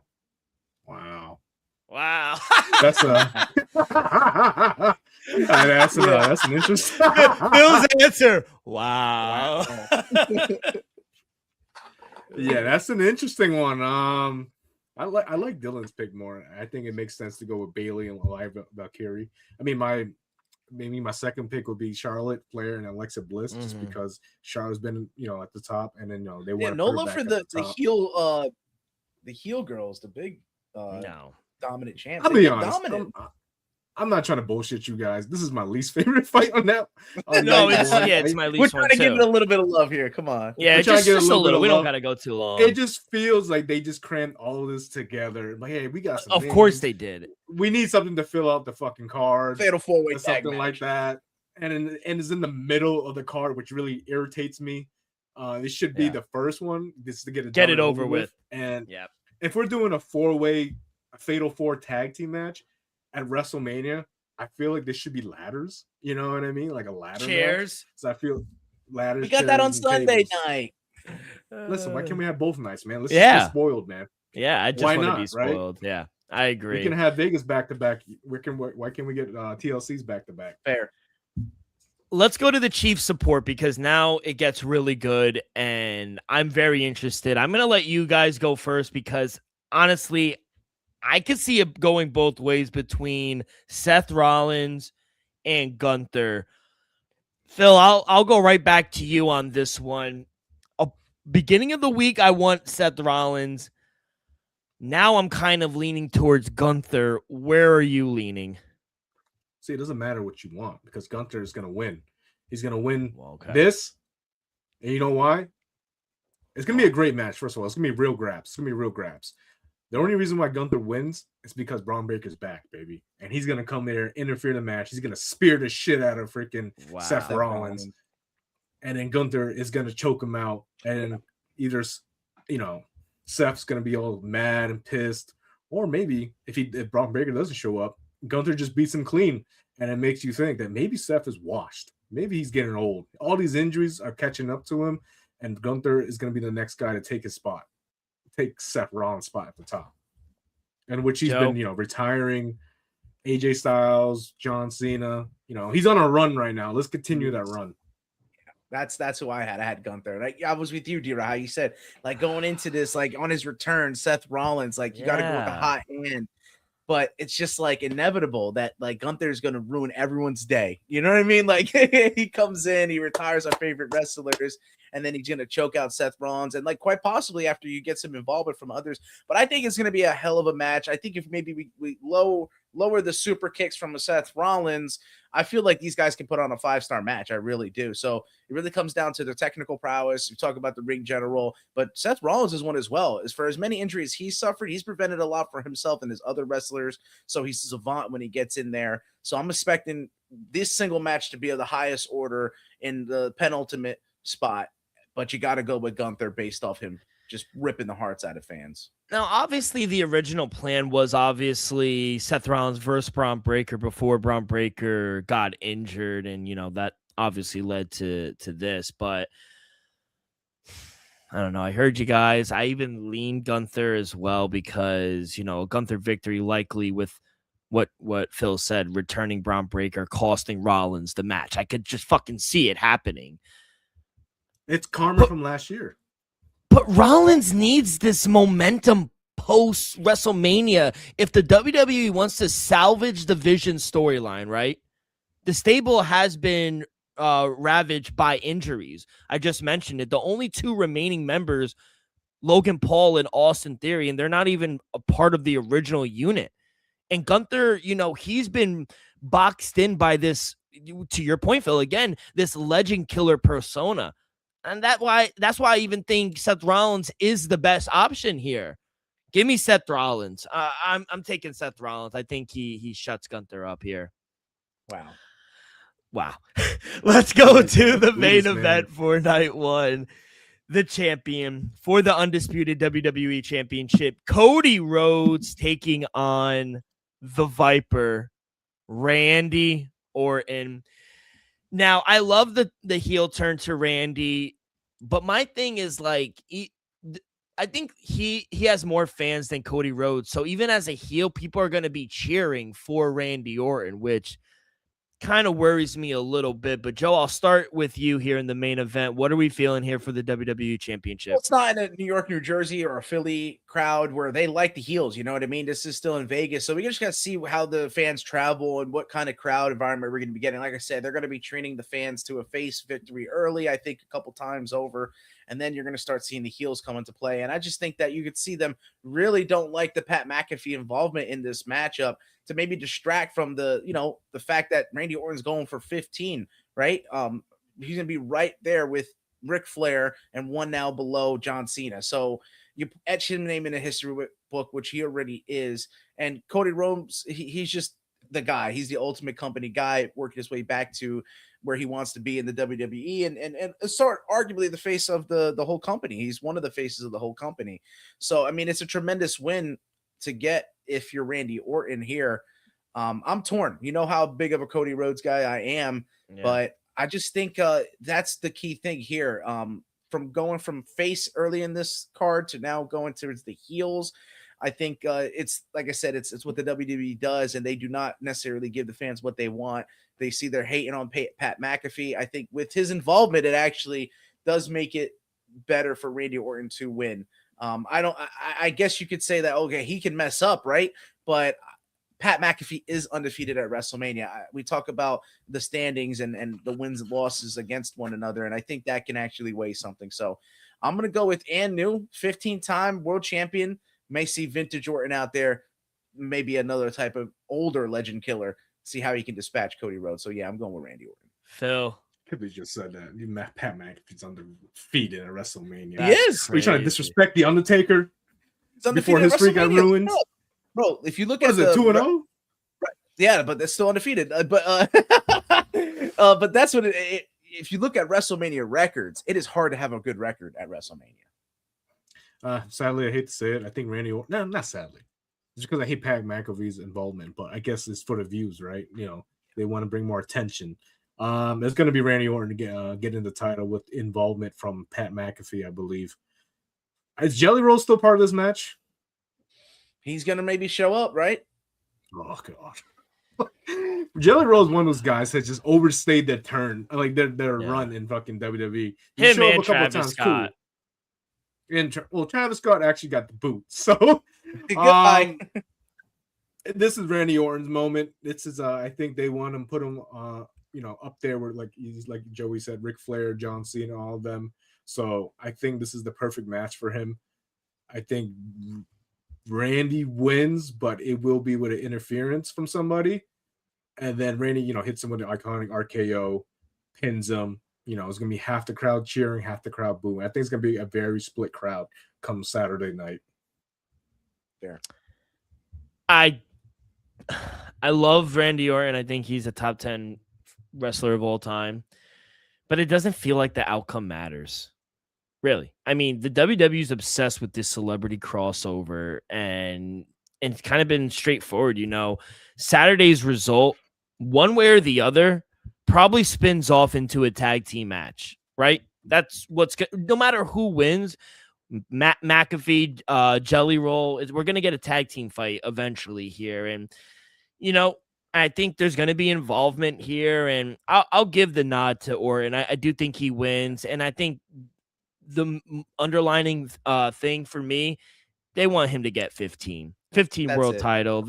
I think that's really the thing, and he's just going to get that much closer to maybe one day setting the record. So, yeah, I'm going to take Randy Orton and New. We realigned at the end there for night one.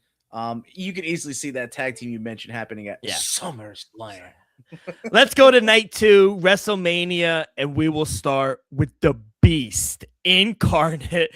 If a guy washes up on shore and it's Brock Lesnar, run away, because that man will kill you. Taking on Obafemi, great fight. And I think Brock Lesnar's the perfect guy to put over Obafemi in this spot. I'm going to take Obafemi here. The ruler. I think this is one of the most anticipated matches of the weekend. It reminds me of kind of like a throwback, monster versus monster, two ginormous human beings. And it's almost been a decade since a superstar under 30 has won a world title, and that's a far cry, I think, from the days when Brock Lesnar, Randy Orton, we just mentioned, John Cena were coming up. Obafemi, 27 years old. He has a chance to break that. And I think beating Lesnar goes a long way into accomplishing that. Give me Obafemi. 100%. Oh, my stream lagged. No, you're good. Joe, what do you got? I said 100%. Yeah, no, Okay. Obafemi. You put Obafemi over here. WrestleMania is all about the celebrity involvement. You know what I mean? Look throughout history, from Floyd Mayweather to Mike Tyson, getting everybody involved here. I think that's what you get. And this is a perfect time where his stardom is surpassing just the WWE. It's going universal, where granted he did lose, but Izzy, like I said, was walking out to the ruler strut. And I just see that Obafemi, this is going to be an absolute slobber knocker to break out the old JR. Between Obafemi and Brock Lesnar. But this is, like I said, as good as a company guy he is, Brock Lesnar, he's going to put over Obafemi in this spot. Phil? This is going to be a 10-minute match, and it's going to be Oba's destroying Brock Lesnar. There's going to be a moment, Brock Lesnar's moment, but Oba's going to be like, there's a new ruler in town, and his name is Obafemi. Yeah. And he's gonna fuck up Brock Lesnar in this match. And I've been saying this to my coworker for like a year and a half now. I've been telling him it's gonna be Oba and Brock at WrestleMania, and I was right. It's because when you're gonna build a ruler, right, you can't have him lose on the main card and everything. You know what I mean? At least there's some scrub or whatever, or some cheap way. He didn't lose his NXT world title. He vacated his world title. So that immediately made me think, all right, he's getting a huge push because he did not get pinned to lose that belt. So once he came onto the main roster, he's been nothing but destruction.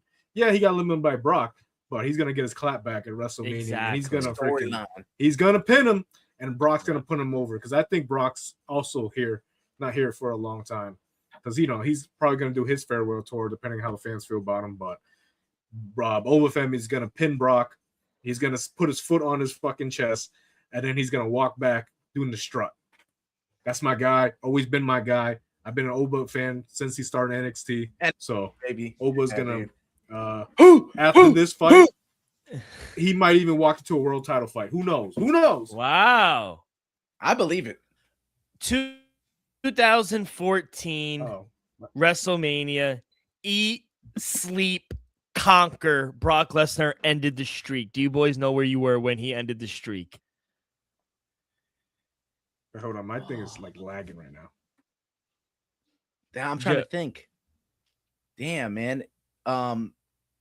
It's like I remember the dude. He was like, I was in shock.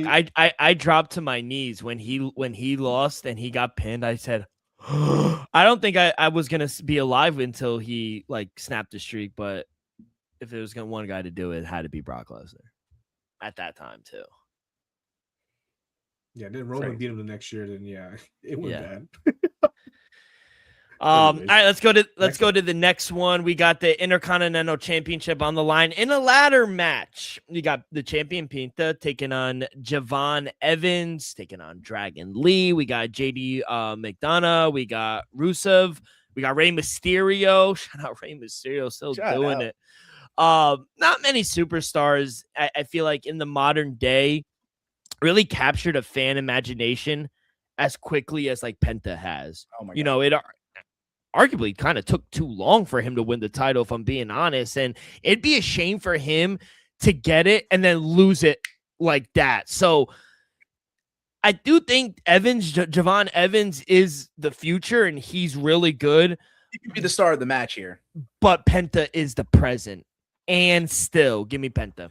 Cero miedo. Yes, baby. Pentagon Jr., baby, all the way. If you look at the names on this list, you don't think any of them are championship ready. Yeah, we might like Dragon Lee or Javon Evans as the future. JD McDonough is a fall guy in this. He's willing to take spots that no other wrestler will, so shout out him. But you don't see a Rusev in his day and age being a champion here.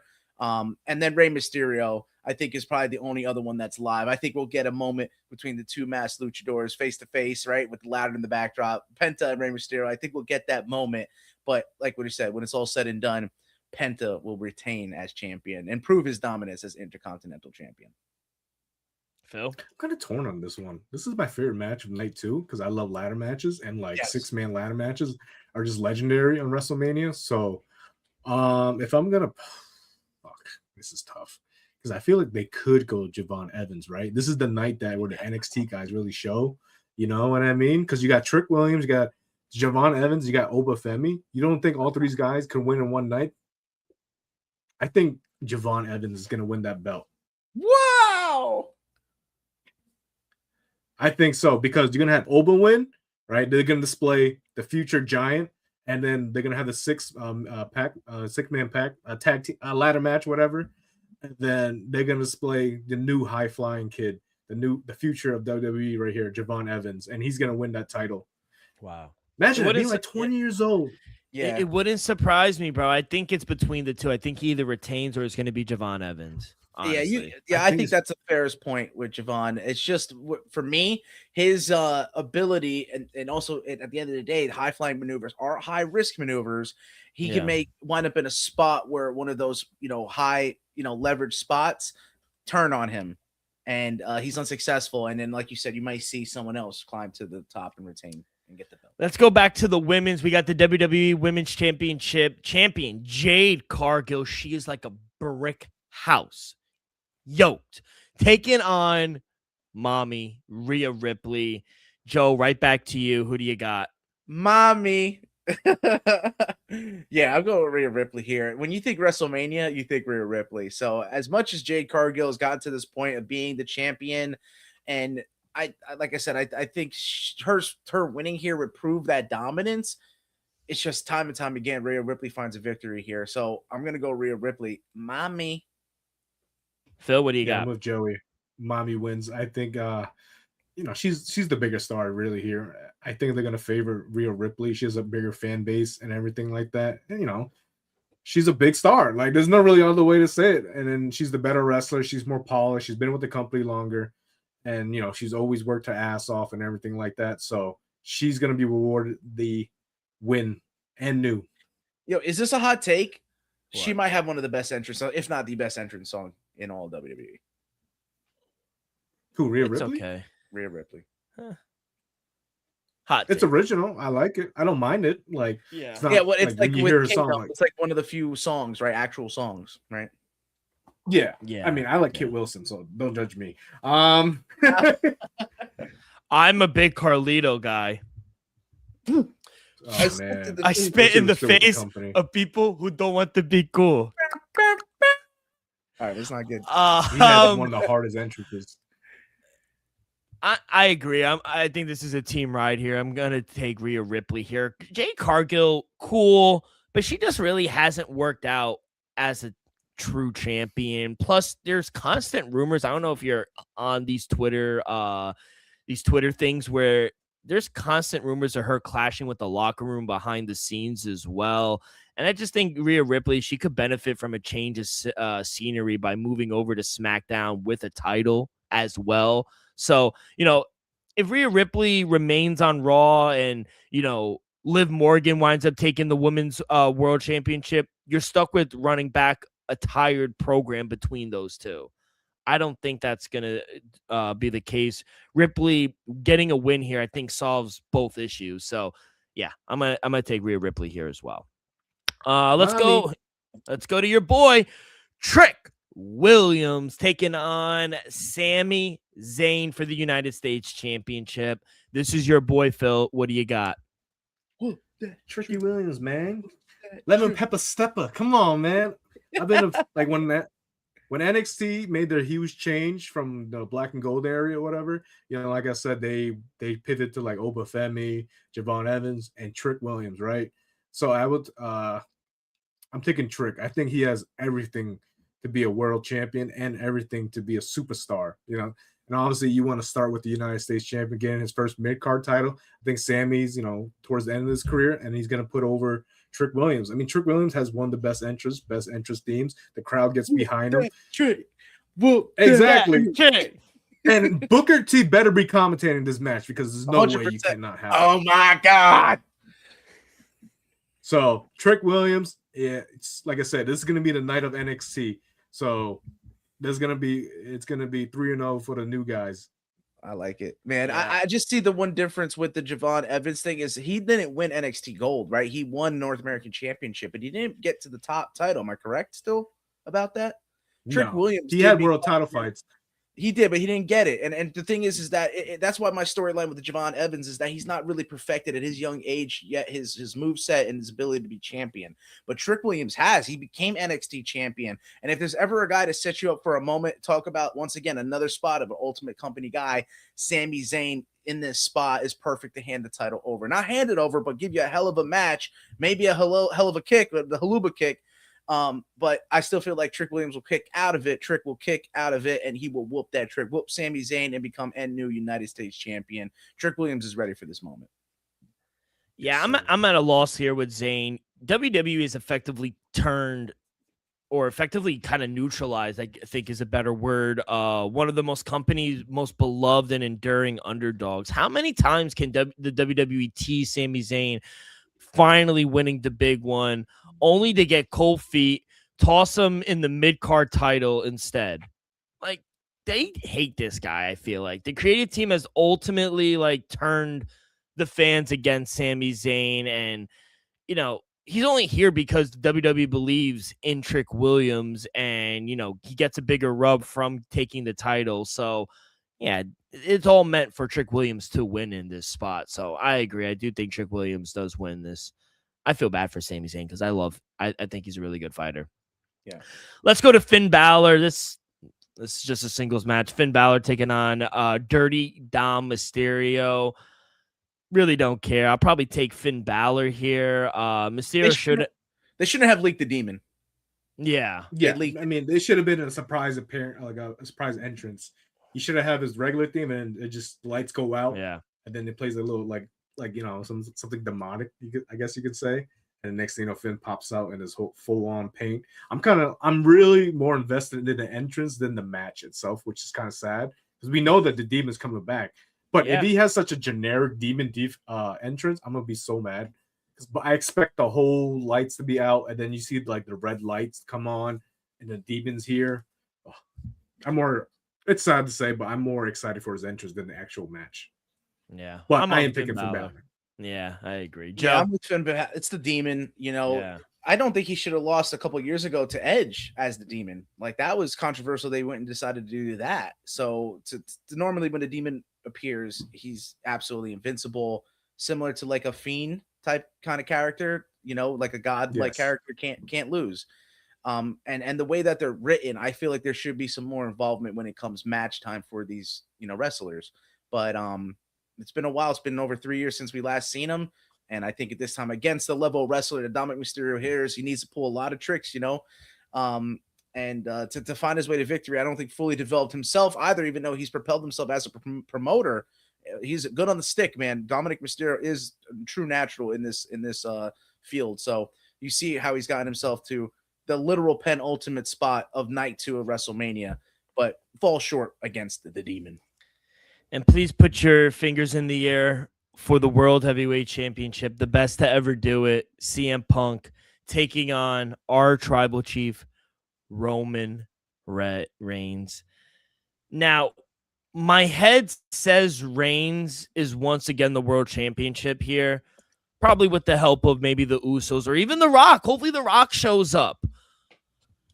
However, this is the best to ever do it in CM Punk. And Joe, you would be crazy to think I'm going against one of my favorite fighters of all time in CM Punk. Does anyone really want to see the return of the Bloodline? I don't. Reigns is only around for 20, 30 shows a year. And, I just don't see him really making a run back. Reigns winning is the boring option. And I am not in the business of being boring. Give me the best to ever do it, CM Punk. Phil, I'll let you go. Yeah, but sorry, my stream just lagged. Like I said, when the train passes, you guys lag on me. It's everybody's coming back from Boston right now. So what's it called? Yeah, I don't know what Dylan's talking about. He's talking nonsense over here. The best to ever do it. Shut up, man. It's fucking the tribal chief, baby. This is his moment right here. He's gonna beat CM Punk. CM Punk was always against Roman Reigns, even at the start of his career. The Shield was supposed to be Dean Ambrose, Seth Rollins, and Cassius Ohno. But Vince, he pulled the plug, said, "No, we're putting Roman Reigns in there." And you know what? Roman is going to make him pay for that because you should have picked me first instead of Cassius Ohno. Because where's Cassius Ohno now? Where is he now? Roman Reigns is at the top, and he's got his ones up. You better acknowledge him, Dylan. That's crazy, Dylan, how you kept having us raise the finger and then you go and fade, bro. He's going to make you eat those words. Yeah, remember, he's going to make CM Punk eat those words because he said, "I'm going to bury you next to your father." He should have never. How dare you? Bro, your boy CM Punk, who you're back and said that to the worst possible person that all WWE say that to. Roman Reigns is going to hurt CM Punk. He's going to break his arm. I'm telling you, he's going to break CM Punk's arm in there, and CM Punk's going to be hurt for a while. He's going to get him out of the mix. Yo, CM Punk doesn't belong in this spot. And I know we're talking about politicking, right? CM Punk has been able to work his magic through scene after scene and different, company and different company. He also burns his bridges. CM Punk, you're up against the ultimate politicker, learning from The Rock. Roman Reigns is going to do everything in his power to be the champion here when it's all said and done. And he's a better, I think, just all around character, personality, wrestler. He doesn't need the other people to come into play. But CM he does. He needs the Usos. Punk is all alone. Who's in CM And here's Punk the thing. right now? Here's the thing. Roman wins the belt, right? When you promote the Street Fighter movie, who's playing Akuma? the tribal chief, the world champion, Roman Reigns. And then, yeah, Cody Rhodes, whatever. How dare you say he doesn't deserve to be in this spot? He is the world heavyweight champion. Are you kidding me? You hear this shit? Like, he act like we're supposed to care. Wait till he cuts a promo and he fucking puts Roman Reigns to sleep and he has to get his little minions to come and get help. It's gonna be a 4-on-1. It's not even be a fun match till he puts them all to fucking sleep.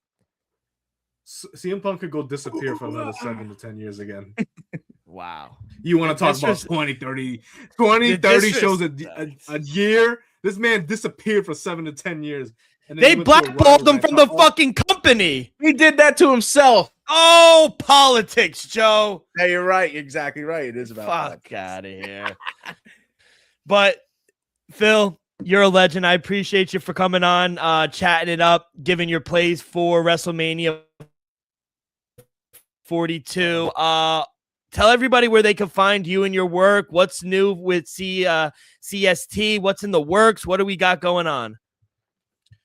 You know, same old, same old. I actually got to go edit watch Joey's interview with Donovan Weiss, Glory middleweight champion, defending his title next weekend against Chico Kawasi, the welterweight champion. So shout out to Joey taking that one on short notice. Let's go. I really appreciate you. So that's why I had to hop on short notice, because, you know what I'm saying? He did it for me, I do it for him, Yes, sir. CST, we always grinding, a little lately because been a little slow lately just because, work, personal life, it happens to everyone. But, I've always thrived to make CST better every single year. And this year is no different. So, and I'm added you guys. So I'm so happy that you guys are part of the team. I think you guys are great. You guys are one of my favorite people in the combat sports space. I don't go for clout chasers, and you guys aren't clout chasers. You guys are consistent. You guys are passionate, and that's why I look for guys in my team. That's why I love you guys on the team. Shout out to Dylan for going to Bulgaria. I expect you the next Bulgaria trip. Hey, speaking of trips, aren't you supposed to go to Raft tomorrow? Yeah, we'll take that conversation. I'll call you after. I gotta talk to you about that. Yeah, you motherfucker. You made me shoot all those emails. I know. I meant a phone call is needed. But yes, no, I will be going to hopefully Bulgaria again sometime next month in May. But we appreciate you, CST. Everyone, go follow them on Twitter. You guys are huge. How many followers now? 13,000? Yeah, 13.8. I stopped caring about the followers. To be honest, still, that's a big accomplishment, bro. Yeah, congrats to that, bro. You got to be proud of that. But I get you, bro. You're a grinder. You just want to keep putting the work. Here's my thing. I'm never satisfied. I get bored easily. So I'm always trying to innovate and worry about more important things. As I've been about 3 years into this, I start to worry about the work we put out, because you see people online who put fake news, do anything for cloud engagement, angry YouTube videos, rant videos. I don't want to be that. Yeah, there's no sustainability there. Yeah, no sustainability, whatever. And, I like working with you guys, genuine people I like working with. So you guys are great. Appreciate you guys having me on. Hopefully next one you give me a fucking invite. But no. But we cool. Let's set some up for SummerSlam, right? SummerSlam. We'll set something up for SummerSlam. Fucking what? Maybe 4 months, 4 or 5 months. I know. Joe's like, fuck it. We'll do it in the summer. Why not the big PLEs? You know what I'm saying? Why not be a part of them? Yeah. I'll be a part of it. And we could get Rome. Rome's big on WWE. So he's good. Really? Rome. Oh, dude, this dude would get on here, bash AEW. Have you not seen his timeline? Dude, no, that's right. I remember through the chat. I remember he was bashing AEW. He had never says anything positive about them. He's a how would you call it? What's that word? A mark for WWE? Well, I'm gonna stand for Tony. You better keep her name out his mouth. That's my girl right there. Dude, he got so mad. He would not defend AEW. I mean, he will. There'll be times, but get Rome on this show because he is fantastic. Maybe I'll get my boy Angle on the show, who is a WWE pro wrestling YouTuber, almost 100K subscribers. He's a great dude. Oh, wow. Maybe you guys want to do something with him. Maybe get on his show to build your base. Wow. I'm willing to help you guys. Oh yeah, involved with that community. Absolutely. A lot of Phil. Thank you so much, everyone. Go follow Combat Sports Today on Twitter at CST News. Phil, we appreciate you. Expect a phone call a little later. I will talk to you later, buddy. Yeah. No, I'm not. I'll just say, don't worry about it, bro. I'm never mad about that. I just like busting your balls. No, I know. Yeah, it's all right. But, peace, buddy. Have a good one. But CM Punk, acknowledged one. Peace. Joe, that was good. That was unexpected. I enjoyed that. I'm Yes. very thankful for Phil hopping on there to get talk some wrestling, some WrestleMania. You know, when it gets this time of the year, bro, it gets exciting. So Very let's, much so. give our Yeah, friends we're about almost 2 hours. Hold up, we're about almost 2 hours in. So let's just run through these picks. I don't want to go through the whole fucking card because honestly, I don't even have that many plays. I'll let you lead it off. What are like your best bets? Okay, you don't want to give our friends over at Kalshi some love real quick? I will towards the end when we get to. I got this. You just hop in then, right? Yeah. We got a long little episode for today. Like we said, we got our boy Phil, but that first fight, 135, I'm taking the points. We're going right on the board with Dylan's bets when he's going -3.5 with some fighters. And I think Jamie Siraj in this spot at -250. I think he's the better fighter. So let's cut those odds in half. Let's get you down to -130 at the -3.5 for Jamie Siraj. Canada on the board. First thing. Yeah. Canada, right? First fight for me, and it's the Chiefs support. I'm going to skip all the way up because this is probably my favorite fight and probably my favorite play. I'm going Kyler Phillips here as the dog here, +115. You know, he's entering on a 2-fight losing streak, but he lost to Vicinius Oliveira. Since his UFC debut, he's gone 6-3. I think he's really good, and I think he holds the physical edge as well. He has a 3-inch reach advantage, and I just think he's a better striker than Charles Jourdain here in this spot. So the grappling is where the gap widens as well. Phillip holds a 61% control rate. I think he could take Charles Jourdain down. I think his accuracy is better. At plus money, I got to take the dog. I actually think he should be the favorite. I think the only reason Charles Jourdain is the favorite is because he's home. Yeah, give me Kyler Phillips. All right. Let me work my way to that so I can give you my opinions on it. I'll go through my picks and you hop in if you have anything else. I'm guessing you don't since you went right to the Chief support and then you have some for the main, of course, right? Yes. Okay. So John Castaneda is taking a Mark Vologden. I'm actually going plus money, Mark Vologden. Castaneda, I think you go into this fight, he should be the favorite and he should win. But I just think Vologden, as a Russian fighter, he's a good athlete. He's going to be well versed in the stand-up and the grappling. Plus 110, I'm going to go with some dog money. Going back to Canadian fighter, Jamie Lynn Horth, I think is going to outsize JJ Aldrich. So I think just based on that fact, I think she'll get the win. -140 isn't too steep of a price. I'll lay it on the money line with Jamie Lynn Horth. Fight got canceled between Mitch Raposo and Alan Nascimento. Raposo, yeah, I saw that. Ill, so it's not his first fight where this happened. I don't know. Maybe he should think about the weight class he's fighting at. So I might have had Nascimento if we did have that fight still on the card. But going under 2.5 rounds, surprisingly here with Croden and Zelena Zakova, I think actually very closely contested. And I think surprisingly, Melissa Croden, I think, has finished all her fights, only lost by decision. And Daria Zelenko has only lost by inside the distance and never gone to the judges. So yeah, under 2.5 rounds at plus 190, I think is a sneaky play for the women's fight in the bantamweight division. I think this is a nice buy low spot. I actually do like Melissa Cordon. I stayed away from a side, but good -160. I think it's a buy low spot. You know, I think she should have the advantage here against her opponent, who has struggled with the more physical opponents throughout her career. She's been taken down multiple times in each of her fights in the UFC, and she just has a 50% takedown defense as well.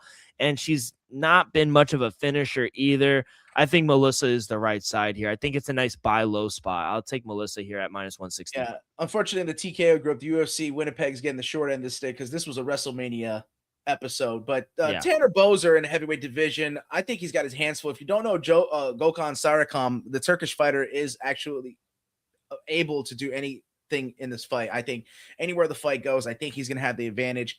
I think the line should be more so, but like you said, with the home fighters getting a little bit of an edge, maybe with the crowd and all, that's why you're getting some fair odds for Sarakam at -148 again. So taking him on the money line.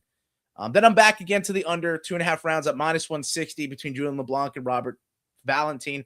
I think you're with me. You expect that fight to absolutely end inside the distance. So yeah, under 2.5 rounds on -160. Your boy Dennis Bazooka taking on Mauricio Barbosa, and I've made money fading some of these guys and taking the upstart Brazilians where they have a lot of knockout power, and they're going to be well versed when it comes to grappling. I think the odds are correct, so I'm going to go Barbosa via KO TKO at -175. I think he gets it done. And then we hit the main card. Gage Young is unproven. How is he the favorite in this spot? I guess because of the letdowns from Thiago Moises at times, but mind you, he's that fighter where he can look bad and play bad, but then also absolutely play up to his competition and beat some world-class opponents and look world-class himself. So I think this is in that spot, +145, I'm going to go with Thiago Moises. And no official play for me here, D-Rock, with Jasmine Jasudavicius and Karine Silva. I'm going to stay away from this one because I just think it's a little too close. The odds are favored towards Jasudavicius, and I just don't want to lay that with her. So like I said, I bet you'd favor the over, but an under is going to hit, or you're going to take a chance with an under, and it's going to go to distance. So like I said, no official play for me. You have any thought? No. Yeah, that's why I stayed away. But with the featured bout, I have it ending in the KO TKO. Mandel Nalo and Jai Herbert, I think, are stand-up fighters. I think, you could see two strikers maybe hit the mat. That would just make for a boring fight. But I think these two guys throw their pride to the side, their ego to the side, and I think they'll exchange and be warriors in there. So may the best man win. I'm going fight ends KO TKO at even money, +100. So not picking a side yet again. Play down the middle for a couple. But with their co-main event here, our penultimate matchup where you pick Kyler Phillips, and the one thing I do agree, I think you said it, where he's the better grappler. I actually think Kyler Phillips is the better grappler in this match with Charles Jourdain. But with the stand-up, I think Charles Jourdain is actually going to be a little bit long in there. Mind you, originally a 145-pound fighter in his own backyard. I'm actually going to go with the hometown puppy here. I'm going to go Charles Jourdain. Actually, he's a slight favorite. So, not too bad, not too chalky. You can take him straight up on the money line. I think it's a hell of a fight. I agree with you there. Kyler Phillips always brings it, but he does have some notable losses where Charles Jourdain, can actually win. So give me Air Jourdain -135. And then we've made it to the main event. This welterweight showdown has Gilbert Burns at +325, and he's taking out Mike Malott at -245. And, unfortunately for Phil, I know he was talking down on Gilbert Burns a little bit, and Mike Malott has, around after that loss to Neil Magny, rattled off 3 consecutive wins. It just goes back to the points where Mike Malott is not clutch. I feel like there's going to be time and time again, the UFC sets him up to win in Canada or win in a spot, and he just doesn't do it, man. He's going to make a stupid decision in there that's going to find him in a loss. Yeah, Gilbert Burns is streaking on the opposite side with all his losses, but I just feel like he's still got some in him, and the dogs have been barking in 2026, and you're going to fade him in this spot here, you're going to get burned. So I'm going with Gilbert Burns at +325. Yeah, the knockout history, I think, is very alarming for Gilbert Burns. He's been dropped 10 times in his career with the UFC. Mike Malott, not so much. And Gilbert Burns has also lost 2 of his last 4 by knockout as well. So the trend is for the aging fighter as well. On the mat, though, yeah, obviously Gilbert Burns is the more active grappler, 66% control rate. He has 42 takedowns in the UFC in his career. He's more accolades. He has more accolades on the mat throughout his grappling career. But at this moment in time, I fear the younger, fresher fighter might actually play something on the mat. That's where I think Gilbert Burns needs to stay away from, actually, with Mike Malott. I mean, Burns' toughness, I do think, in those championship fights and high-level fights make it scrappier than the odds suggest. I don't think Mike Malott should be that big of a favorite. I don't want to lay it. I do think Mike Malott is I got to say with a New England accent, Malott. Even though he's Canadian. I do think he is the right side here. He's my prediction. I would not lay the -350. That's ridiculous. But I do think he is the right side. I can't take Gilbert Burns anymore. I believe it. I'm going with precedent this year and a shock factor. And not always the fans from their home get what they want. So, you know how the WWE does it. They give it to the heels. Hey, Burns can play heel this weekend. All right, kid, before we get to some news, we are presented by Kalshi. Kalshi is now presented by AKP. Real money predicting sports. Kalshi is available in a ton of states. And once you trade $10, you get $10 with our promo code ROCK with 2Ks24. That's Kalshi, promo code ROCK24. Kid, we got some news before we get up out of here. I know you got 10 seconds left as well, but UFC 330 going down at the Xfinity Mobile Arena in Philadelphia, Pennsylvania, August 15th. It is the first time the UFC has been to Philly since 2019. Who headlines it? Oof. I don't know who headlines it, but you got to get like Sean Brady, Joe Piper, like all the local guys on that card. And look at the UFC following BKFC's footsteps, getting into Philly. See how raucous a card that was. That crowd is absolutely second to none when it comes to. I was there in the States. Yeah, bro. So you know firsthand how it could be. And yeah, good on them for actually getting an event in Philly. They deserve it. You know who's coming out of retirement? The Underground King, Eddie Alvarez. Headline. Hey, Watch. let's get Paul Felder while you're at it. Yeah, might as well. But kid, we got it. 10 seconds left. KSW 117. Our boy Phil. And still, I mean, if there's ever a fighter, like, you know how I'm sketchy on taking the Mauricio Barbosa minus 400. Yeah, that's one fight precedent to get your minus 400. That's why they've been losing time and time again. This minus 600 for Phil the Fry is over a decade long, over 15 title defenses worth of minus 600 odds. You got to take it every single time. And still Phil the Fry minus 600. And then the main event actually isn't Phil the Fry. It's for the KSW middleweight championship. Pavel Pavlak has been absolutely lights out, knocking down contenders time after time. But here comes 45-year-old Mamed Khalidov coming off of the handbrake in the boxing match against Amadek. Bro, don't ever sleep on Khalidov. I'm taking here at plus 130. He's absolutely explosive. He's just one of the more forgotten about fighters in all of mixed martial arts history. You talk about greats that have come from other promotions like a Gegard Mousasi. Yeah, he fought in the UFC, but this guy is next level, one of the greatest fighters we've ever had. And I think this gold will solidify that. So yeah, I'm going to go with Mamed Khalidov getting a victory, winning KSW gold at 45 years of age, and hot take, might put the belt down and his gloves and retire with a win. Let's see if that happens. Kid, we got to get out of here. I appreciate the hell out of you. 2 hours, one of our longest episodes. But of all time. Yeah, we got to get out of here. Enjoy the weekend. Going to be fun with WrestleMania 42. We got KSW 117. And why not? Let's just throw Winnipeg in there. Kid, good luck on all your bets. We'll see you next week. And yeah, good luck. And we'll see you guys next week. Peace.